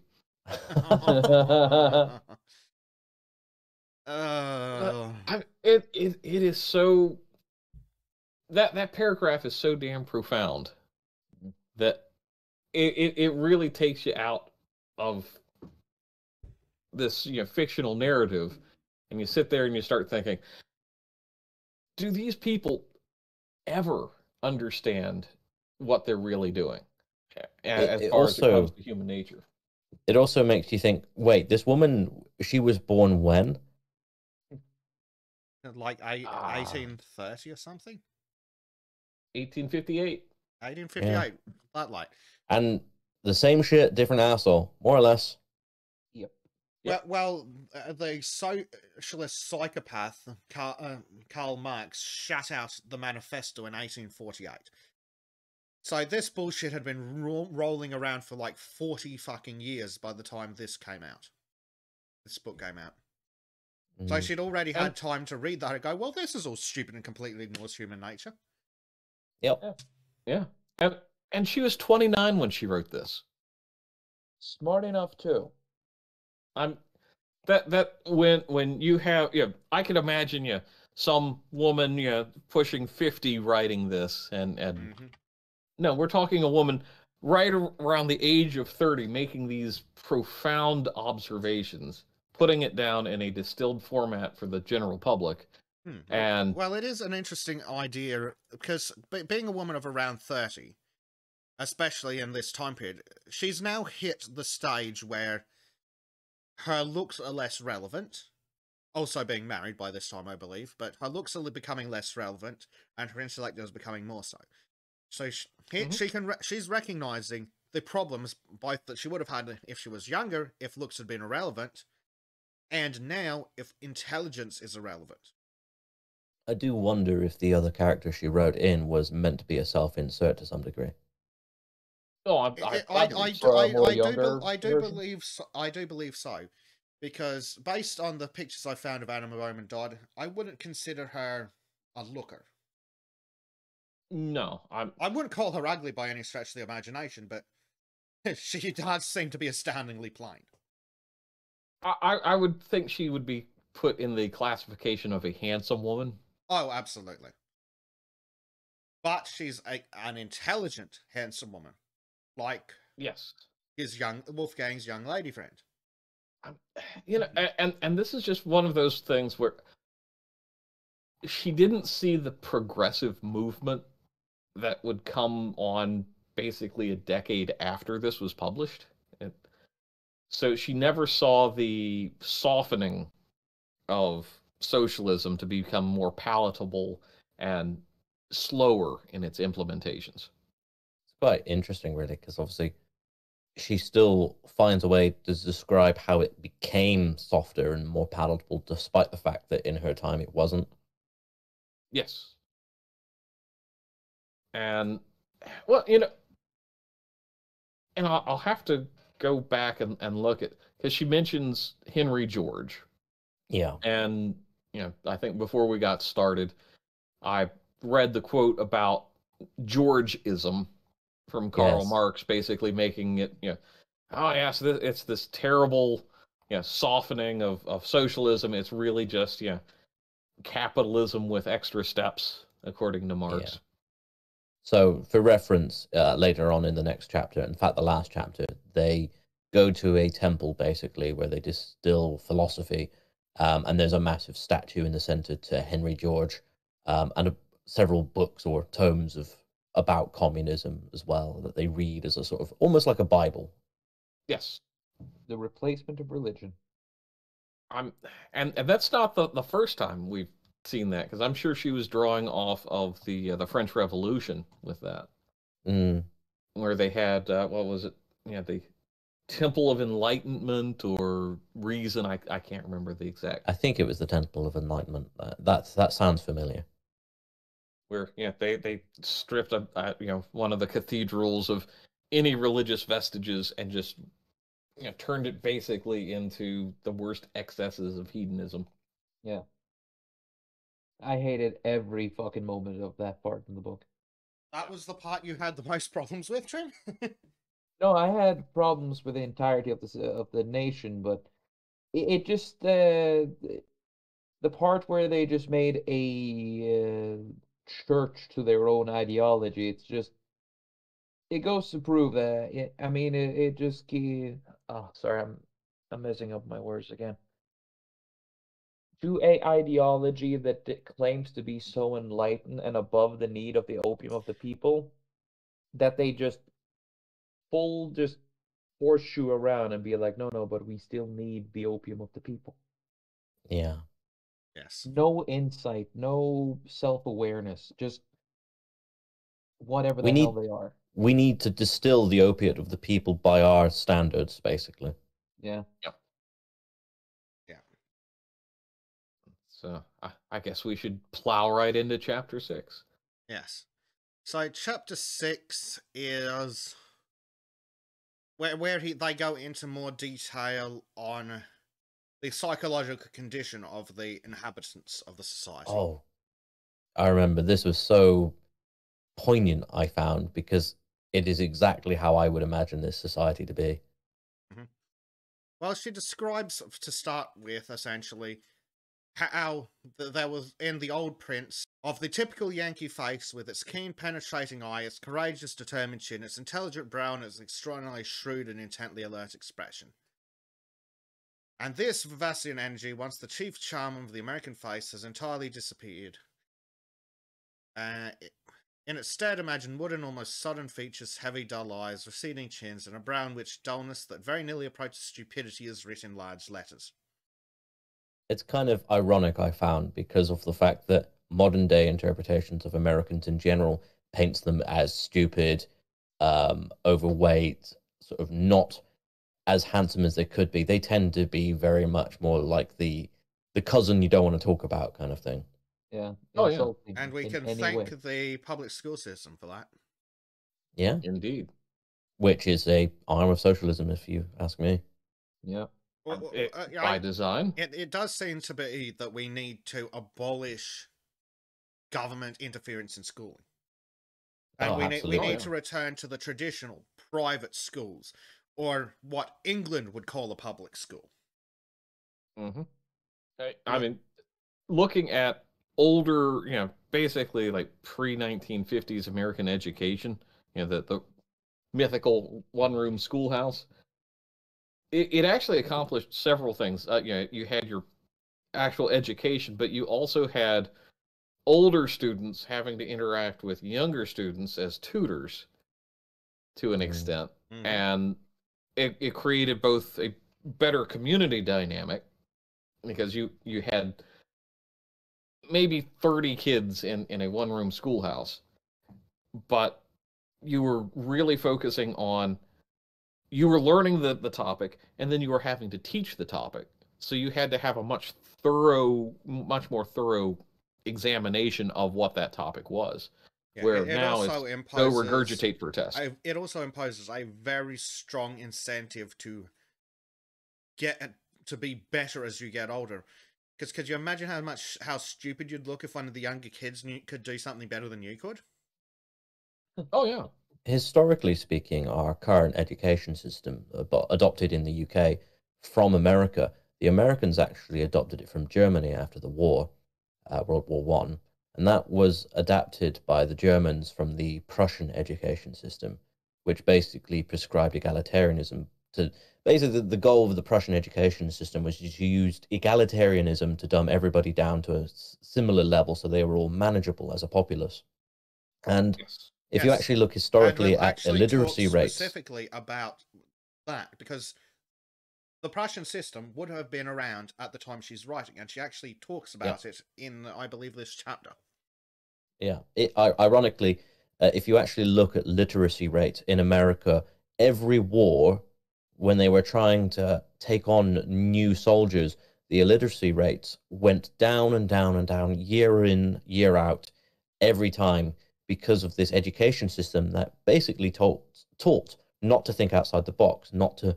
It prescribed education in a way that didn't actually advance people, and it's led to this dumbing down of people for a very long time. Follow orders. Yeah. It's not just follow orders, but there's a limited pool of knowledge for you to draw from. Do not look beyond it. Yes, teaching people from the start that all you need to know is in the government-approved textbook. And as a a man who went through the compulsory education system found himself incredibly bored because they couldn't be flexible. And then I see, future generations, and I've talked to multiple educators. And when it was No Child Left Behind between George W. Bush and Ted fucking no Kennedy. child left behind because everybody's kept at the start line. Exactly. And that's something where I've noticed very starkly this. When you teach to a test, you really limit the ability of teachers to teach, beyond just what's on the state prescribed test. Well, that's and it. You're limiting the children's ability to learn. It makes it impossible for the teacher to teach individually. Like, different students learn in different ways. Like, I'm sure most of us here, being vaguely autistic and of a above average intelligence, I'm sure we were all bored shitless during compulsory education. Absolutely bored out of our fucking minds. Yep. Because we were just... I had a hard time in school. Just smart enough to be bored by the base level, but not smart enough necessarily to excel individually. But of course, I literally got excluded from school at one point because I was yelling out bored in class. But I was never academic in the sense. I was always really intelligent, and I always worried that I wasn't academic and I didn't understand things. And I spoke to one of my teachers once, and they reassured me in a way that I found really quite profound at that age, where they said, well, look, you're not someone who's ever going to specialize in anything, but you're one of these people that can see the bigger picture and will tend to be an entrepreneur or something like that. And ironically enough, I am now. So obviously he had a really good influence on the way I perceived myself. And that's the kind of teaching that you need. You need someone who can inspire someone young to do things for themselves. And a lot of education is not aimed to inspire you. It's aimed to just sort of make you into a unit that they can be used. Something measurable.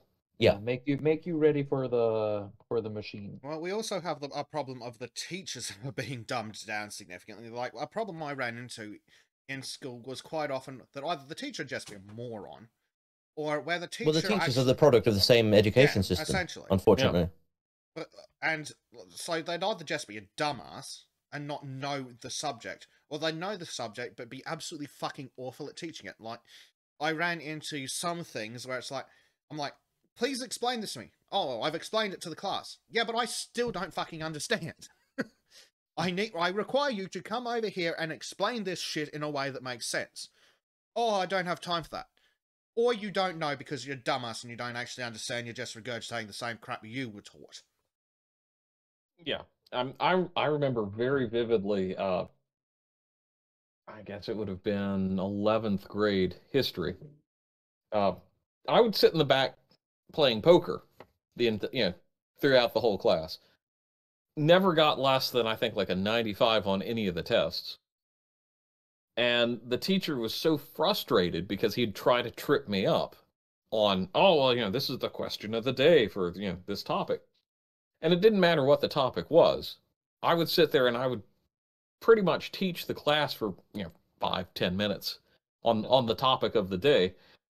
And he just got so frustrated where, at one point he's like, all right, you teach the class. Because he thought, I was going to screw up. And I started going into excruciating detail for probably everybody else. And the teacher came to the realization, I can't teach this guy, not because he's difficult, but because he already knows more than the textbooks allow us to teach. Yeah. Yeah. They actually do talk about she does talk about the education system in further detail, such as... Well, you've got this line, I have accounted to myself this curious psychological uniformity by finding in it the simplicity, a reflection of the uniformity seen in life and occupations of this people. Yeah. Yeah, so yeah, that's where she's talking about how they all look the same. Well, of course they look the same. They think the same, they live the same, they act the same.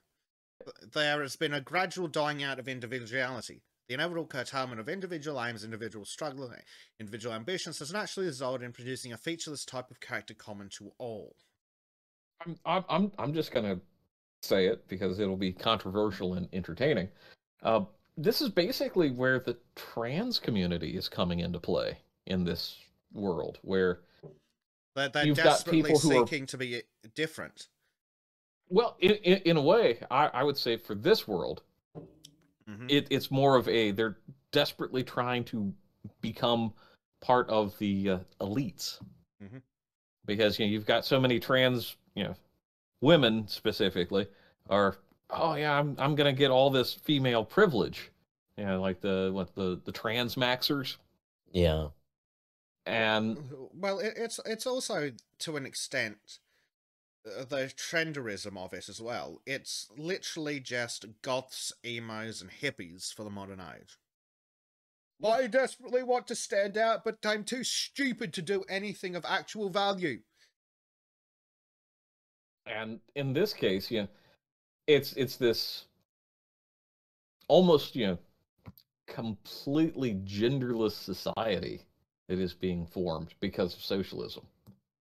Yeah, and I would also say, at the same time, they are doing kind of the opposite in some degree as well by trying to collect as many different unique labels to, express their oppression as such, to try and make them more oppressed than other people. So there's like a power grab going on by... Well, of course there is. When you're... standing out, I guess. Not to mention that when you're a socialist and you believe stupid things like oppression equals power and then power equals violence, therefore oppression is violence, and therefore you're allowed to hate and be violent towards your oppressor, well, that makes you justified in any form of things, such as, say, randomly dynamiting innocent civilians. Yeah. And there's another thing when it comes to the whole power level, quote unquote, on the whole gender issue. You notice how trans women go for the female privilege and all of that, but the trans men always fall back on the getting the woman treatment too. To a certain manlet we all know, Elliot. Treated like a woman even in media. Is that really accurate, though? Yeah, as far as I've seen. But the thing is, it's more focused on the trans women than the trans men, because I guess they are the ones seeing the opportunity. There's more of them, because most women aren't interested in becoming men. They're a lot less driven by the fetishization of the whole thing. That or the opportunities that can be gained. Yeah, but again, there's less opportunities that way. As the poor woman who wrote Self-Made Man found out, women are really, really shit at being men. Yes. Men can apparently fake being a woman, but far better than a woman can fake being a man. Huge transmaxing. No, seriously. No, go look at Blair White. Yeah. Compare Blair White's success to Elliot Page's. Ellen Page didn't fucking gain a foot of height or something. So instead of going from an average height, so they went from an average height woman to a manlet. Yep. Meanwhile, an abnormally tall woman isn't necessarily as odd. An abnormally tall woman can still be extremely feminine. An abnormally short man is always a man. You have a point there, because I've never really mistaken a trans man for being a man. I can always see that, this used to be a woman. However, there are some trans women where you're like, you really need to check twice or three times. I'm going to need an original birth certificate here, people. I think with Blair White as well, the personality comes in, helps as well, because she presents herself in a very feminine way, and a lot of people who are like male to female transitions are not putting the effort into actually they're either a weird exaggeration of what they think a woman should be, or they are literally just like a man wearing a wig. Days of being a girl weirdo that somehow ended up in the White House. Whereas someone like Blair White obviously understands that they are trans, but they like girly things and act in a fairly girly manner that makes it much more believable. It's also like one of the key problems. Like, there's a bit of a quote going around that one of the problems with the whole trans movement is that they expect other people to put more effort into their transition than they do. That's not what Blair White does. Blair White does everything they can to identify, to act like a woman. As far as I know, and I understand her reasons for it, she hasn't decided to go and have the surgery downstairs, simply because, like, that actual transition down there, it's so awful, and it causes so many problems. It's so medically disastrous. Yeah. But also at the same time, it doesn't affect your social presentation. Yeah, it's not exactly. A surgery, it's more like a mutilation. Yes. Yeah, exactly. Yeah. And the fact that you have a constant actual axe wound rather than transitioning your genitals, as it were. Well, that's it. Instead, Blair White can just go, fuck it, wear a skirt, and look like a fucking passable woman, which is terrifying. And I would assume with an operating penis, she can still actually have sex to some degree, even if it is specifically, with a penis. Yeah, and there are enough bisexual people around that why the fuck shouldn't matter. Yeah, so she talks about the reasons for the strange apathy or inertia amongst the people. And, like, she talks about the people that they're drifting aimlessly, idly fingering through books, yawning. And it seems, and so she says that they appear to have one really serious purpose in life, to murder time, which appears to be slowly killing them. Yeah. Which is spot on. And that one really responds for today, because look around you. Well, the only difference is that they have to leave their homes to find their time-killing contrivances. Yeah. Considering it was 100 years before the concept of video games. Mm-hmm. And she's basically describing the coomers and consumers in this. Yeah, she is. Yeah. She's essentially describing the TikTok viewer who will just sit there, brain dead, for hours as short-form content flicks in front of their eyes. And there's nothing wrong per se with just having moments where you sit and enjoy short-form content or anything like that. But it's specifically that these people cannot go above and beyond and enjoy, for example, a longer book or sitting and watch a full movie. They have to have this very ADHD, dopamine now kind of response to things. Yeah, which is just a problem with society as a whole. The whole, no delayed gratification for me, gotta have my dopamine now. Yeah, it's like they never seem to be able to comprehend the act of preparing for something pleasurable is as stimulating as the pleasure in the end itself. Like making a good meal, preparing for a long trip. Or as you described it, the chase. The psychosocial interrelationship between a man and a woman. Yeah. Yeah. Like being straight men, all of us have sat there with the fucking adrenaline rush when you're approaching a woman. Yep. And not to mention the build up to the successful taking home of a woman, I'm sure. Yes. And we're not even talking about the actual the chemical build-ups that take place after that. We're talking about no. We're talking about I've got her number. Oh, I'm going back to her place. That kind of thing. The absolute adrenaline rush when you're building up to ask a woman to progress a relationship in any way. Oh, I kind of have your number. Oh, do you want to go out on a date? And then you have the adrenaline crash and the dopamine rush if it's positive. Yeah. This society she's describing is devoid of any of that just primal male-female interaction. Yeah, and she actually I find interesting in a previous chapter as well. She mentioned it briefly where was it? Yeah, where there's no opposition, no conditions, no struggle to breed longing or desire. I find it very interesting that the women in this society seem perfectly happy with this, whereas the men seem to be the one who are dejected. Yes, though she does describe that in part being to the newness. This is all new and exciting because the women have what they perceive as power now. While the men are like, great, I must surf again. Whatever. Yeah. Or not even that. I'm absolutely pointless. I have no that's you are a male bee. Yeah. Yeah. Drones at best. Yes. There we go. And actually, that's actually the perfect word to describe the men of this society, and actually the women as well. Not even that, because they're not allowed to work more than 2 hours. Yes, and I think this is the chapter where we start talking about that, actually.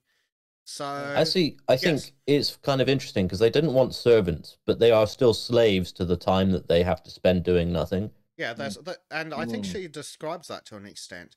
So yeah, she says there are many reasons for this strange apathy, inertia, loss of energy, and she has two conclusions. Firstly, the people are dying for want of work, of downright hard work.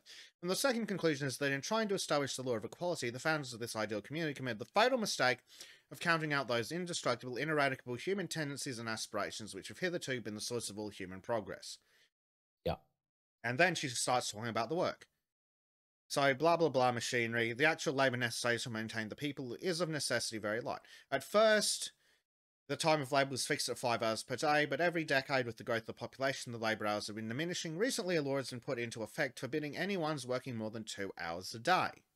What was interesting about this chapter as well is that she describes that in the past, they had this sort of inspiration with the intellectual movement, but because of the success of that intellectual movement, they then had to cut down the tallest poppies again, and these people were being jailed for being more intelligent or higher IQ, and therefore they've legislated to become this non-moving, non-growing society that's not even innovating anymore, because that's what socialism wants and dictates. Well, and she says that very clearly. For at least 30 years, there was an extraordinary zeal for learning and self-improvement, but in time a reaction came. The founders had gone to make allowance for the mass of sluggards, idlers, and ne'er-do-wells who are always the immovable block.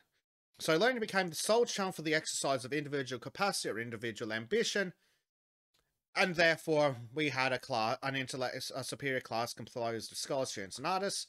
It became necessary, therefore, to make a law against learning and the sciences. All scholars, authors, artists, and scientists who were found on examination to be more gifted than the average were exiled. Yeah. Can't have anyone different. Well, again, you can't have anyone who's able to think beyond what the state approves.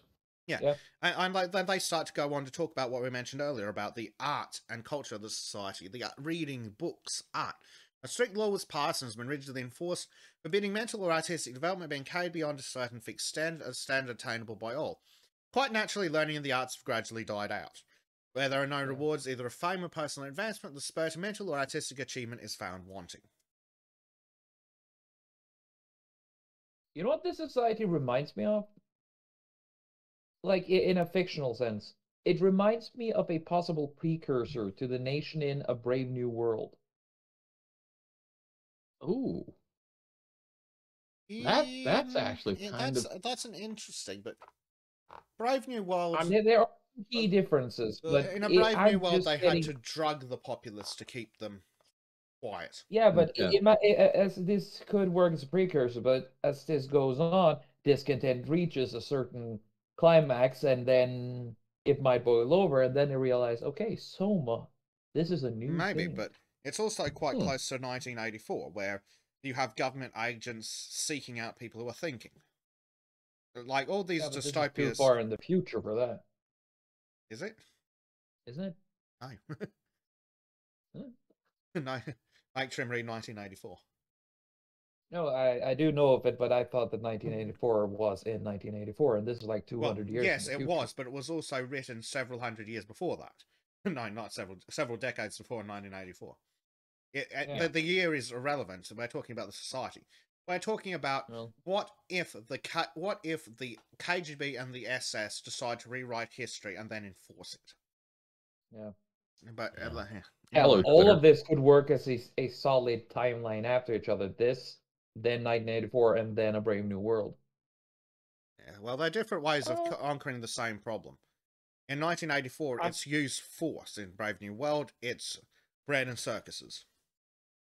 Yep. Yeah, but the one thing evolves into another. It's how I view it. But then again, it's just me thinking about No. They don't necessarily evolve into each other. They're two different ways of tackling the same problem, which is individuality. Yep.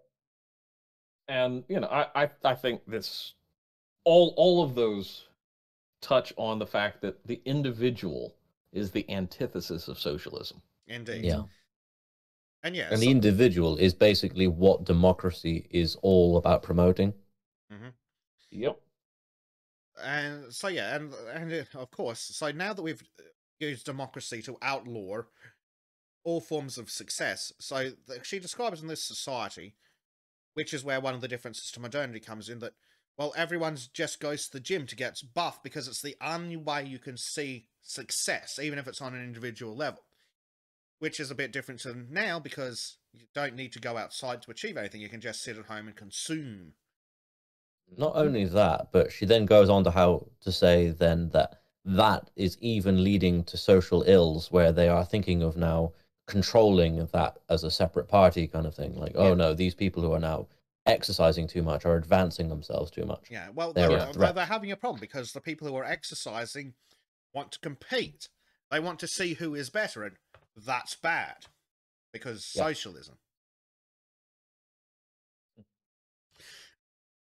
Because they make that parallel to the Olympian Games are physical prowess. Yeah, that has to be stamped out because it causes dissension. Yeah, and then congratulations. Then they also talk about how this filters into the politics as well, because you're only allowed to do politics once. You're never re-elected. And you can only do 2 hours a day of that. So there's not even differences in politics. Everyone just goes in and repeats the same old shtick. And there's no room for reform, and there's no room for change, because it refers to serves one's lifetime. There's no such thing as political strife or bribery or corruption. Neither is there any political life. Yeah. Or life in general. Yes. And then she says, and this is where she refers to the complicated automatic machinery of the time, which was the silk loom. The government is as automatic a performance as one of the silk looms of a factory. Yeah. Yeah, which just repeat over and over again the same pre-programmed motions. Labor. for 2 hours a day. Yes. Oh, pain. And then they mention, which I think we touched on earlier, that the society is dying because they don't have commerce.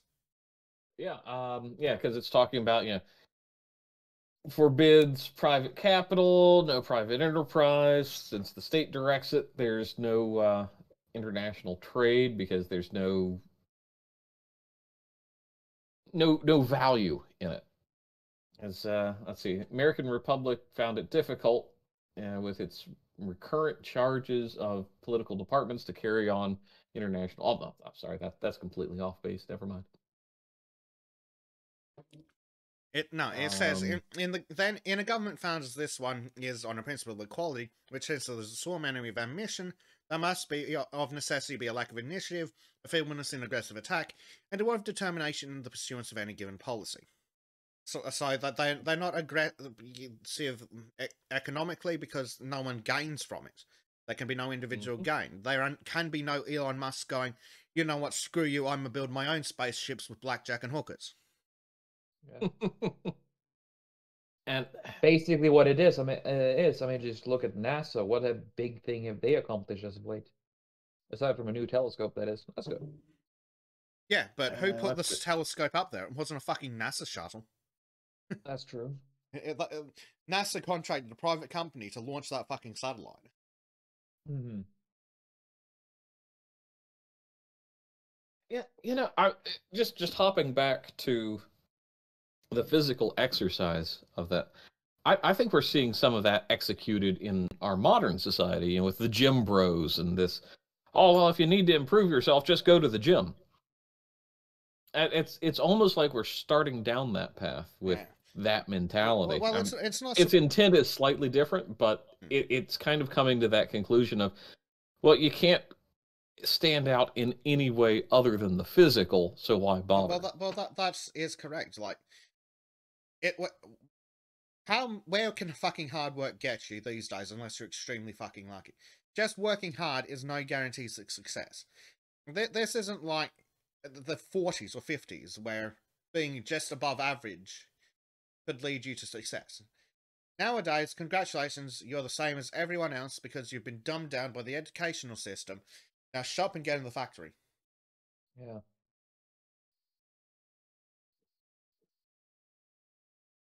Yeah. It's this cog in the machine mentality, because a lot of people are kind of acting that out now without this structure of the perfect socialist utopia. But it's this like, oh well, my work means nothing. I'm just going into this constant grind at the office or at the retail store that I work or something like that, where it's kind of the double-edged sword of automation, which this gets in. This book gets into quite a bit. I think it's kind of profound in the way we're seeing this play out. Is when you're disconnected from advancement because you're such a small piece of the pie, people feel disconnected and they don't feel like they're doing anything of value.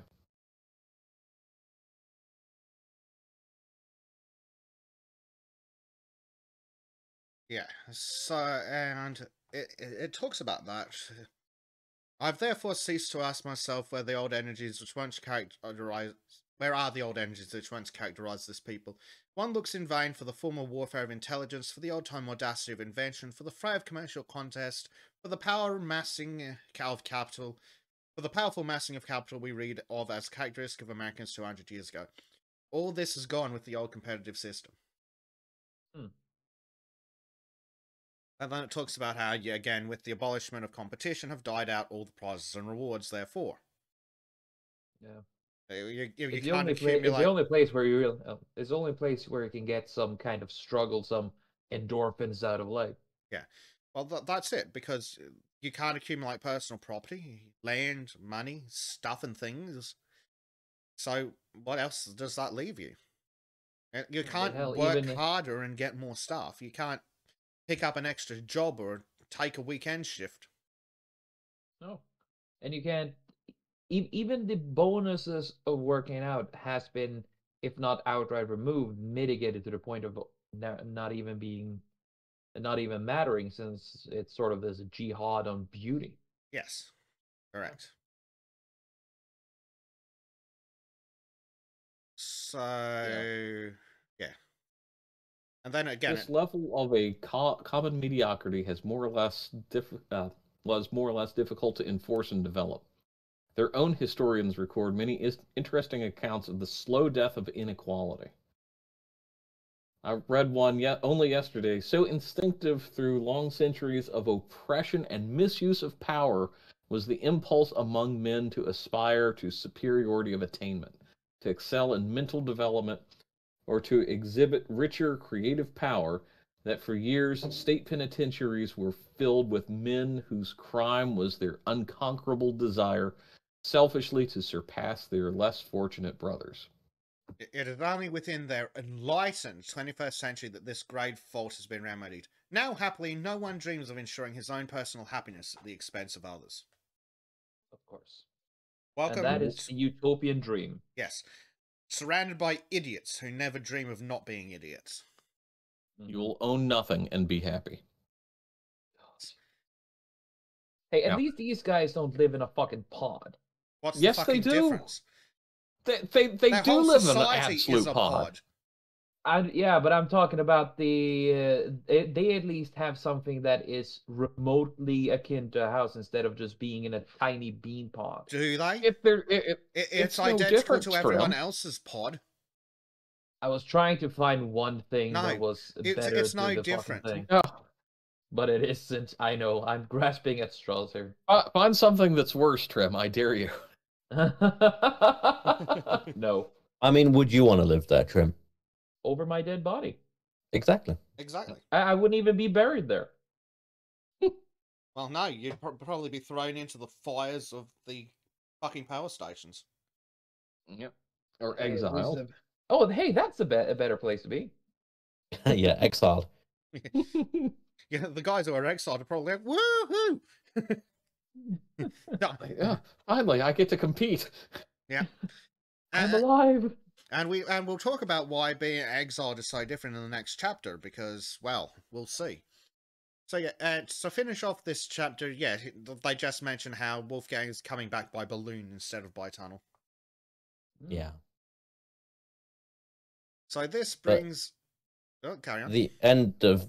Is this the final chapter where we're on now? Yeah, we're finally on chapter 7 now. Where he drops some truth bombs. Lovely. The final part of this chapter is really fucking good. I like it. So this is chapter 7, the final chapter, and it is set on Christmas Day. So he says, and we mentioned, I think I mentioned it briefly earlier, that somewhat to my surprise, I observed that the population went about their avocations as just as usual. Then I reflected that in a country where every day after 11 in the morning a true holiday sets in, there being nothing for anyone to do except to enjoy himself, it would be difficult fitly to celebrate any special fate day. In point there are none such. The people voted them out of the calendar, saying they had all they could do to kill the ordinary enjoyment hours of each week without having to invent new games or occupations for a dozen different feast days. So all holidays are prescribed by law except Christmas. The day is kept for 2 reasons, because it's an excellent time to show off the children brought up by the state to the people, and also because on Christmas Day each child is allowed to spend the day at home. Oh, that seems like a nightmare in so many ways. With parents they hardly identify with. Can't even identify, let alone identify with. We'll go on to see that they legitimately can't identify their parents. So they talk about how we're at the Great Ethical Temple. 10,000 children gathered to listen first to a lecture on the history of Christmas. And then they talk about how, weren't the people of the old so stupid to believe in Santa? And then they give out the toys and say that as all were distributed indiscriminately by state officers to the children as they passed out in review, of course all the boys got the dolls and the girls the whips and tops. An hour afterward, outside the great building, I saw groups of the children doing a tremendous exchange, far more interested in bartering damaged dolls for shining skates than in endeavouring to establish the identity of their own parents, whom indeed, having only seen a few times in the course of their lives, they barely know by sight. Yeah. God damn it.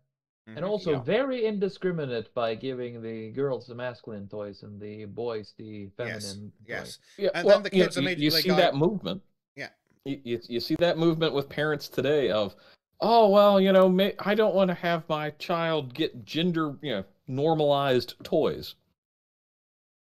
I mean, God forbid we actually teach gender stereotypes at all. Yes. I mean, there's a couple I know who has a son and a girl, and it's like the kid is brought up effeminately, not trying to trans the kids, but it's like the son is motivated to be emotional and very agreeable, while the girl is like, yeah, fight, piss, ha ha ha. It's like that. And it's like, yeah, boys are being treated like defective girls again. Basically. Exactly.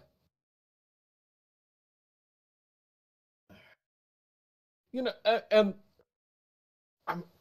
I just want to hammer home this phrase: ethical temple.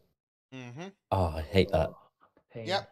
And then it gets, so this is just a generic ethical temple, but we get to see a different type of temple essentially shortly. So she's just talked about how the kids get handed the toys indiscriminately, and then immediately after, the kids go, fuck this, I want a doll, but because I'm a girl, and the boys want whatever the hell this is. Kids not being prescribed, like the fish, what the institutions want. Yes. The kids immediately revert to nature and go for the things that they identify more strongly with. Yep. It's like human nature hasn't been completely beaten out of them by the system.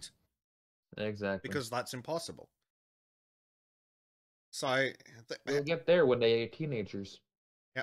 So he now runs into the young lady from earlier, and she asks. So they do some pleasantries, and she asks him what he thinks of the country. He immediately deflects, and then she asks him again.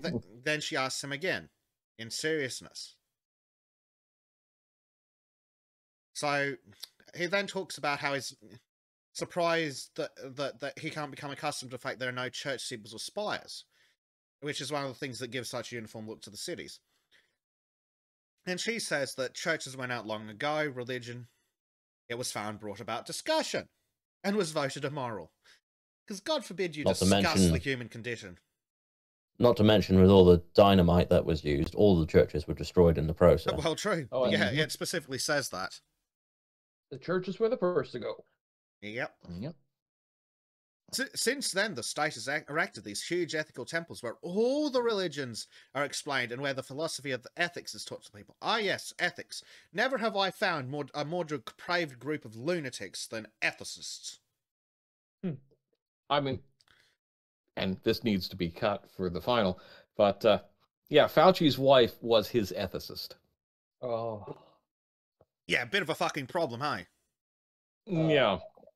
What I find interesting about this, though, is the way they say that all religions are taught about as if they are anachronistic, old, unneeded, and that the ethics overwhelms everything. Yes, that is correct. And as if they've created perfect ethics. Yeah. Yeah, because they've got these ethical temples that espouse their perfect ethics. And then they say the finest of all these temples is the Temple of the Liberators. And then they go on a little voyage and to describe the place. A structure which, being smaller and of fairly good and symmetrical portions, was a little less hideous than the other temples he had seen. Inside was a colossal statue of the founder Henry George. Around the sides of the walls... This is the place me and Bleach Demon were talking about earlier. Yes. Yeah. And before we go any further, I'm going to throw a picture of old Henry George in, because he was a non-fictional character. Oh, God, sadly. I wish he was. Mm-hmm. Let's see. Where did I put that? Okay, so we're going to be doing a lot of cutting here, so I'm going to be cutting from here on, so don't say anything you actually want included, because I need to see if that picture is in the public domain. Fair enough. Because I didn't post the I've got great tits. They are sexy. That's definitely going in the supercut. Do you think socialists would want to be grabbed by my cloaca? My prehensile cloaca? Well, they do seem to sure they would. They are degenerate as fuck. I mean, it kind of becomes a matter of, are they into it, or are you going to force it upon them? Yes. Well, it's prehensile, so it's going to grab them against their will, obviously. Just call yourself trans, and they'll be okay with it. This is literally how I indoctrinate people into my cult with my prehensile cloaca. Lovely. All right, so recording's starting, so I'm going to stop cutting this now, so I keep them. And right, so they just grabbed a picture of Henry George to stick him on screen for us. So imagine a giant bloody statue of this guy. Yep. Oh, yeah. That doesn't sound bourgeoisie at all. No. Not a cult. Exactly a cult. And of course, around the sides of the wall are niches where portrait busts of the martyrs stand, the nihilists, anarchists, and socialists who endured persecution and often death in the early days of socialism. Yeah, not enough of that last bit. Oh, yeah. The thing is, socialism usually ends at that point, and this is imagining it going past that somehow. Yes. Yeah. So he then says that a book was placed near the statue, the Socialistic Bible, Poverty and Progress, which with a number which is a real book. Yes, presumably by Henry George. Note how they use the word Bible. Yes. Socialistic Bible, which with a number of other such books forms the chief literature of the people. Once a year, his young friend told him, there's a sacred reading to the people from this book. Basically, the Socialist Codex Astartes. Yes. Just far more parasitical and dogmatic. Yeah. Yep. And so then she again notices that he deflected When she asked him what he thought of the place, so she asks again, and he tells her. Oh, you have to read this all out, because it's so Here's good. the best part of the book. Yes. Well, since you will have it, I will tell you. You're a great and surprising people. I mean, great in the sense of numbers, however. For great politically and morally, you can never be again. You appear to have attained a certain order of perfection, which, however, is only relative. You think you've solved all the great problems, but you've only begun to solve them. In attempting to make the people happy by ensuring equality of goods and equal division of property, you have found it necessary to stultify ambition and to kill aspiration. Therefore, a healthy, vigorous morale has ceased to exist. In making leisure a law, you have robbed it of its sweetness, and new is the curse of the land.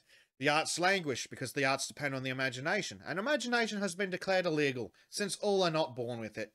Your libraries and museums are open, but who sees them filled... Your libraries and museums are open, but who sees them filled with readers and students? In other words, man having been born heir to all things has ceased to value them. And so I leave you, well content to go back to my barbaric Sweden, where the forms of political government are so bad that men wrestle like gods to remedy them, and where men themselves are still born so unequal that they have to fight like demons to live at all. We are still chaotic, and unformed, and unredeemed, and unregenerate, but we are tremendously alive. And so I return with eager joy to take my part in the strife, to be a man, in other words, and not a part of a colossal machine. Why not go back with me? It will be a great experience. You would go back at least 200 years. But, she says, they are not allowed travel. It is forbidden. It breeds dissatisfaction. As anyone who visits a socialist utopia would find. Yes. Yep. If this was a modern movie of it, which wasn't it wasn't, of course, impossible to have it nowadays, but there would be a mic drop there somewhere.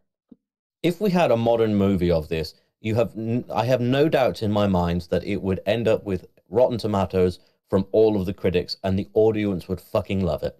Oh, yeah. It'd probably be 110% from the audience. Oh, probably, yeah. Probably a minus 10% from Rotten Tomatoes. Of course. Yeah, it's a rotten seed, according to the experts. But, you know, that last paragraph encapsulates why socialism is such a dangerous and toxic idea. Yeah.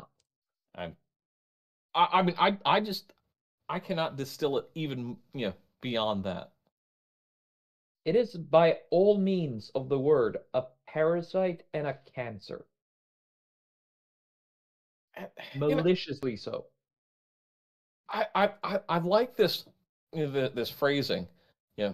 Man having themselves been are stillborn so unequal that they have to fight like demons to live at all. It's beautiful. It is glorious. Absolutely glorious. It actually really champions the idea of what it means to be a man.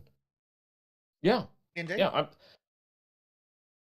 To take something and build it up. What in it could be a structure, it could be a family, it could be your own company, it could just be you getting by on a daily basis and conquering that day, conquering a life. Indeed. There is nothing more manly than that. There isn't. And now you all know why I was so passionate about this book all along. Very understandable. Indeed. Yeah. But it's interesting, though, how she still describes the women as... She describes the women as seeing themselves as equal to the men, but not identical. Whereas in a lot of modern politics, the women are treated as identical rather than equal. Well, we know that they like to treat themselves as superior, but the philosophy is that they're identical rather than equal. Yeah. And she identical but behave superior. Yes. But she does see how there is a movement to give them exactly the same rights, exactly the same responsibilities, to make them socially indistinct. Mm-hmm. Yeah. What she couldn't possibly have predicted, though, is the women cutting off their tits and the men cutting off their dicks and pretending to be each other. Luckily, medical technology was primitive enough where that wasn't a thought. Yeah. I'm but pretty again, sure that would be the thing. In a socialistic society as advanced as this, though, what appeal is there in being transgender? Because you're the fucking same anyway. Yeah. I mean, it would just be the cruelty of the state itself. Would be like, oh, you're a boy, we transition you from a young age, and then they just vat grow their next fucking batch of kids. Well, you'd tell immediately that they'd be educated in an even worse form of the modern society, where all the teachers are women, and they teach all the students as if they're girls. So it's all designed for girls sitting around memorizing garbage and punishing the boys when the boys are like, "Screw you! I want to go run around for a bit." Yeah, pretty much. And, boys will not be boys. Boys must not be boys. Mm-hmm. Yeah, it is against the tenets of this perfect united community. Yes, because it is perfect, but we cannot go into detail about why, because then we start seeing the blatant holes in our own ideology. Oh, that's it. Yeah. God forbid people be bored as long as they're equal. Yeah, I mean, that's the last part when she says we can't go. It breeds discontent or something like that. Dissatisfaction, was that she said? Yes, dissatisfaction. Yeah. You can't go out and see how the world truly is, because that'll endanger the message. Yes, well, it tells you exactly that they know that any human, upon seeing what a different cultures are like, would immediately go, "This is better." Yeah, there would be no return to the united community. There would be a lot of one-way flights, I assume. Yes. In fact, you might see it as similar to, say, North Korea, where if you can fucking get out, you're not going back. Yeah.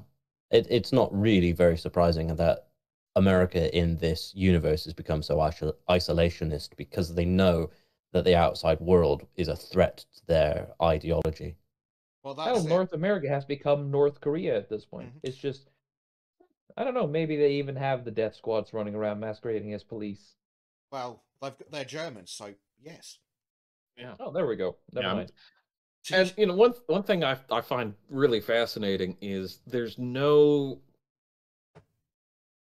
real discussion of some of the darker mechanisms of this society, because it's told from the point of view of a traveler. And modern American socialists keep pointing to the Scandinavian countries. Oh yeah, they're socialists. They're socialists. It's, fuck off. No, they're not. They are really definitely not. We are not socialists at fucking all. They're socialist in the same way that the Star Trek Federation is. So they're not. The Scandinavian societies are the closest thing we have on Earth at the moment to post-scarcity. Yeah. And Star Trek was a post-scarcity libertarian, well, not necessarily libertarian, but it was a post-scarcity capitalist utopia. Yeah. But you didn't see violent competition because it was post-scarcity, but you still saw capitalism. Like half the cast's families owned shit. Like Picard's family owns a vineyard, someone else has owned a farm. Yeah. Bark at a bar on DS9. But the key to this, to the wellness of the Scandinavian countries, is purely because of the low population size, the small size of our countries, and the enormous richness in resources. Well, yeah, you've got ridiculously high national wealth per person. Yes. Yeah, and also a relative and a relatively homogenous culture until recently in Sweden, but yeah, but there's the example of what happens when you bring in too many people too quickly. It creates an instability, and that from there it just spirals downwards. Yep, when you bring them in faster than you can, what's the word? Integrate them. Yeah. Which, social, economic, and cultural. Yes. One of these legs goes out, the whole thing falls apart. We actually saw that from her description in the book, where she had they brought in a bunch of socialists, the Irish, the Germans, and they started spreading their ideas, and it all led to crap. Yeah. And There's also the negative side of this fictional world with the progress and poverty, and going into Georgeism, Henry George, and let's see, Henry George is known for popularizing the argument the government should be funded by a tax on land, and rather than a tax on labor. Yes. And it's I mean, you can see why Marx immediately rejected it as not being socialist, because in order to tax the land, you must have private ownership thereof. Exactly. And it's one of those. He also championed progressive tax on land. So, the more land you own, blah, blah, blah. Oh, fuck that. And development of it. Yeah, it's what she was drawing on and references with this progress and poverty is becoming blatantly clear as to the origins of a lot of it, and also some of what we see being trickled into our real societies, because there were, let's see, there was the Commonwealth Land Party in the United States, Justice Party in, it looks like Victoria. Yeah, Single Tax League in South Australia, and the Justice Party in Denmark, which looks like it still exists, and had a direct influence on the Fabian Society, which we all know are progressive goons that would probably happily exterminate much of the population if they could. Yeah, speaking of those violent terrorists. It's also pretty funny to think about that this woman not only called the German Nazi Germany, but she also pretty much called it in terms of North Korea. Oh yeah. Again, Oracle, Jeebus. This woman, at age 29 in 1887, is a hell of a lot more poignant than, I would say, a lot of people on the right currently. Indeed. I mean, we've got crap, can't remember his name now. The philosopher that got in a spat with some of the Lotus Eaters, political. Oh, Christopher Hitchens. Yeah. Peter Hitchens is what you're thinking of. Yeah, that's who I'm thinking of. Peter Hitchens. I would much rather have Anna Bowman Dodd go and expound political philosophy than Hitchens. Not because necessarily she's more accurate, but I think she's got a grander picture of the problems that progressivism she's at least more realistic. She recognizes human nature. Yeah, and Hitchens, from my understanding, which is intentionally limited, because I don't care for his attitude, is very much more of a party politic style of philosophy. And party politics is a phenomenally stupid idea on so many levels. Yep. Oh yeah. So here's something interesting. And a little off topic, but since we're talking about progress and poverty, in his 1946 foreword to A Brave New World, Aldous Huxley writes, "If I were to rewrite the book, I would offer the savage the possibility of sanity, where community economics would be decentralist and Henry Georgian." Ugh. That's interesting. Yeah, there's some strangeness. Very much so, but I thought it was worth pointing out that Henry George's writings have been the central part of dystopian works pretty much since the day it was published. Not a good sign, generally. No.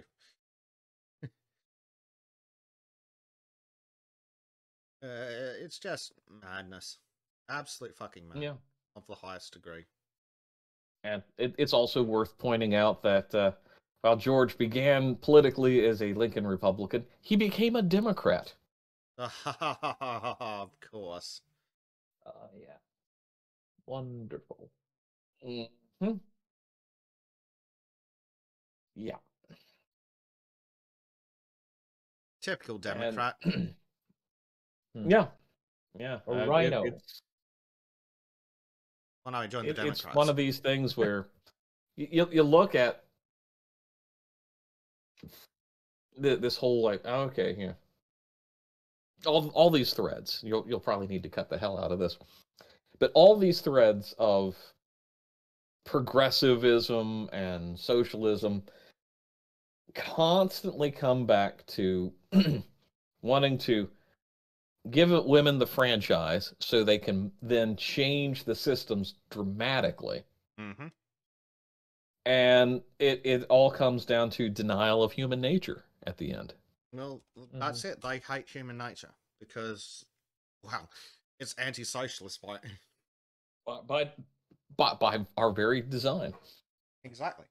I think it's really worth kind of going down the rabbit hole of Georgeism or Geoism, depending on who you look at, because it's this weird hybrid. I mean, it's almost proto-fascism. Yeah. As far as economics. Yeah. All right. Maybe I'm off base with that, but that's just my brief reading and understanding. Well, I mean, fascism specifically is the state is God. And nothing outside the state. Everything within it. Something like that. Yeah. All things for the state Italy. as well. Yes. And the difference between Nazism and fascism was that it was, instead of the state being the central focus, it was the race. Mm-hmm. Yes. Very much. And true. if I remember correctly, one of the creators of fascist theory said that fascism is a more honest socialism or communism, was it? Something like that. I have heard that quote. Yes. Yeah, I've also heard it referred to as the third way between capitalism and socialism, and it is a evolution of it, in my opinion. The logical next step. Yeah. That's why I think the left has always been so enamored with socialism and fascism. It allows them control with the illusion of freedom. Yeah. They do truly seem to hate freedom. They do. And and even the things they say they hate, like fascism and Nazism, it's to the point of being fetishized. Almost. It's interesting because these socialists always have Nazism or fascism as the eternal enemy, even though it is so inherently close to them, as if their betrayal of the socialist values that it's based upon is much more egregious than anything else. Yeah, because a religion hates the heretic more than the outsider. Yes. Yeah. Yeah, that's absolutely true. We keep working in this framework of it's left versus right, where it's the international versus the state on the scale of totalitarianism. It's almost more like a triangle. Yep. Very I mean so. that also, and it goes to show that nobody hates socialists more than other socialists. Infighting is at their core. Well, yeah, they've always infought like mad. This is interesting. I just reading some of the a little bio on Anna Bowman Dodd. At the time of its publication, the Smart Set roundly rejected it. The author is either ignorant of the writings of the best socialists or has deliberately chosen the views of inferior men in order to more easily ridicule them, wrote Henry C. Adams in the magazine Science, August 1887. Oh, coping and seething. Yes. Anyone? Yes. I could just imagine him just grinding his teeth as he writes this, like, it totally works. I'll show you. Mm-hmm. Literally. And I kind of find it bemusing that this critic, he was an economist apparently, and a professor at the University of Michigan. Is it any doubt in our minds that this man was definitely like, oh yeah, socialism is the most amazing thing ever? Yeah. Now excuse me while I completely ignore the absolute trash life of my Lord and Savior, and also everything else showing proof that socialism has never worked and never will work. Indeed. I wonder if Henry C. Adams was basically the Robert Third Reich of his day. Maybe. Maybe taller, though. Finish off the book club. We'll just go around and get everyone's final opinions on the book. Starting first with Bleach. I mean, for a product of its time, and you see the limited technology and kind of the humorous side of that, the main points that, Anna Bowman Dodd was really hitting on are very poignant. They're talking about the equality becoming equity side of society. They're talking, really going into the depths of kind of the evils of socialism that are unwritten. We always talk about, the violent extremists and whatnot, but the real violence is done to the human spirit. And I think she really touches on that with talking about the tedium of the lives that everyone's living, the lack of education and experimentation, lack of creativity, and just the sheer utter banality of their existence. And I think this is a book that really should be read more, should be digested, and if ever you see the Temple of Ethics, you need to put that to the sword. Very much so, I would say. So that is my conclusion, and I will say I'm very, very happy to see this book getting a lot more traction than it ever had, because my hope with this book club is people will hear us talking about it, hear our thoughts on it, and then go out, pick it up, and read it for themselves and make their conclusions. I think it's quite an easy book to consume because it's not particularly long either. I think we can all sit down and spend time reading 86 pages. It's a nice short read. You can easily digest it in half an hour if you're a competent reader. What about you, Trim? Final thoughts? Well, much like what Bleach said, this is again, this woman had an incredible foresight by just going off what you could see. Of course, you have the technological, as Bleach said, that was very affected by the time period she was in, and where the future technology had more of a magical feel to it. But she was really spot on, not just only predicting the downright inhuman end result of socialism, but also just how pointless a life it is.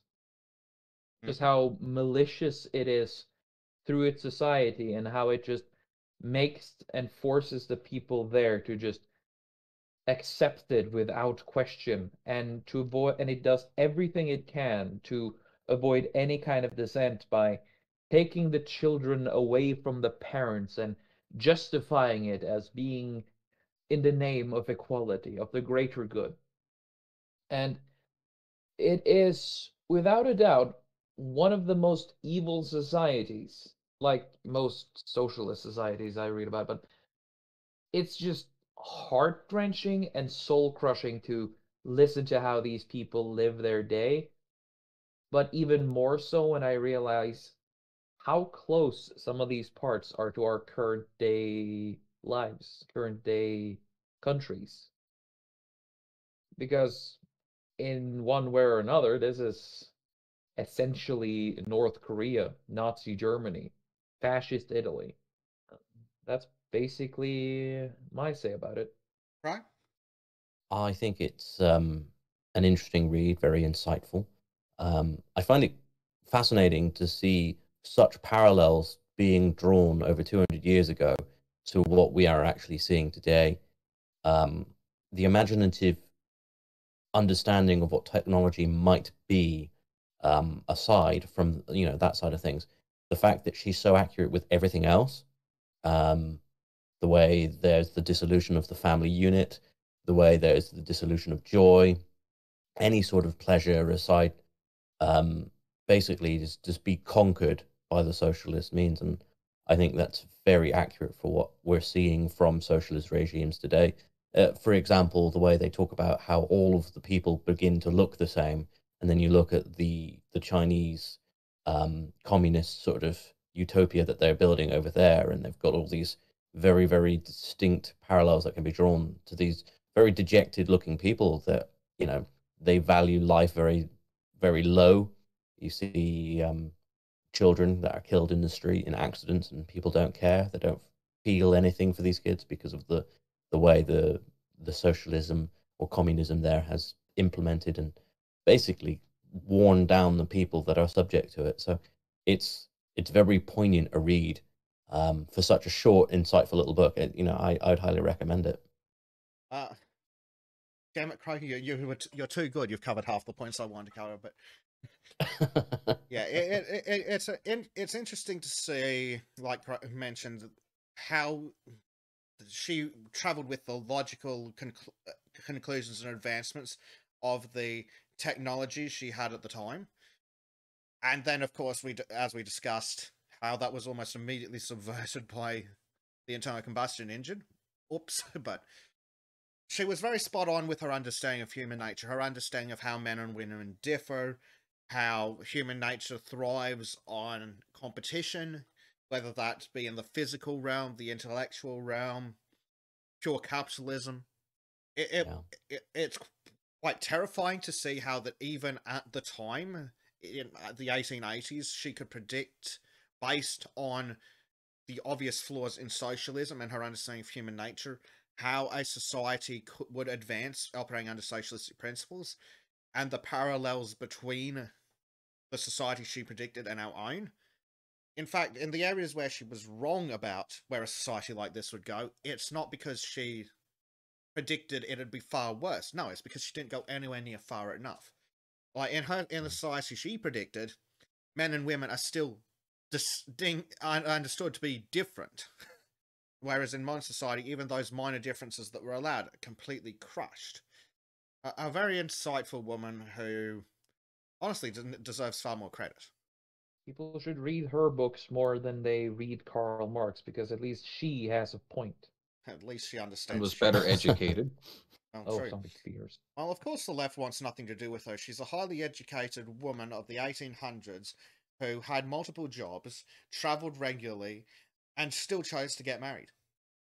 Yeah, women like her need to know their place, after all. Yeah. Yes. Yeah, exactly. Shut up and get out of the way. Strangely, for progress. Yeah. Her place strangely was not in the kitchen, but in France, writing journalism reports for the United States. Indeed. Yes, so, Captain Chattel, sure, yes, as she flies around the world, well, steams around the world, writing on behalf of some of the most premier news outlets of her time. Yeah, I think we can definitely make the conclusion on her character of she was definitely anti-feminist, and in the best possible ways. Indeed. Oh, yeah. Indeed. I think she enjoyed being a woman. Well, she clearly enjoyed being a woman, because she mentions how women always seem to get the better of men when it comes to battles of the tongue. Yeah. It's like, you bitch. You're right, but you bitch. She seems like one of those ladies you would just love to sit down and have a chat with, just to talk in general. Yes. Yeah. Yeah. I reckon her perspective, if you could bring her into the modern world, I reckon she'd be quite astonished how accurate her own predictions were. Indeed. Possibly horrified. Yeah, quite likely. Probably start her own podcast like Joe Rogan, but just go on a complete rant. Yeah. Right. I didn't spend my years flying over the country learning fucking French and Italian for this shit to happen. Yeah. And that brings us to the end of this book club on the Republic of the Future, or Socialism Reality by Anna Bowman Dodd.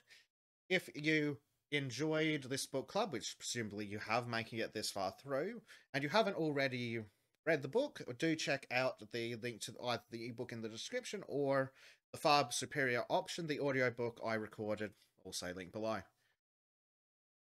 Thank you everyone who came to join us, and thank you to the members of the panel, that being Bleach Demon. Bye. Trim. Goodbye. Jonathan Crow. I hope everybody enjoyed our insights. Indeed. And Ardent Party, who has since left on vast adventures. I'm not Canadian, but I approve this message. Yes. So that is all from us for today. We look forward to seeing you again next time. Chatelet, everybody. Chatelet. Chatelet.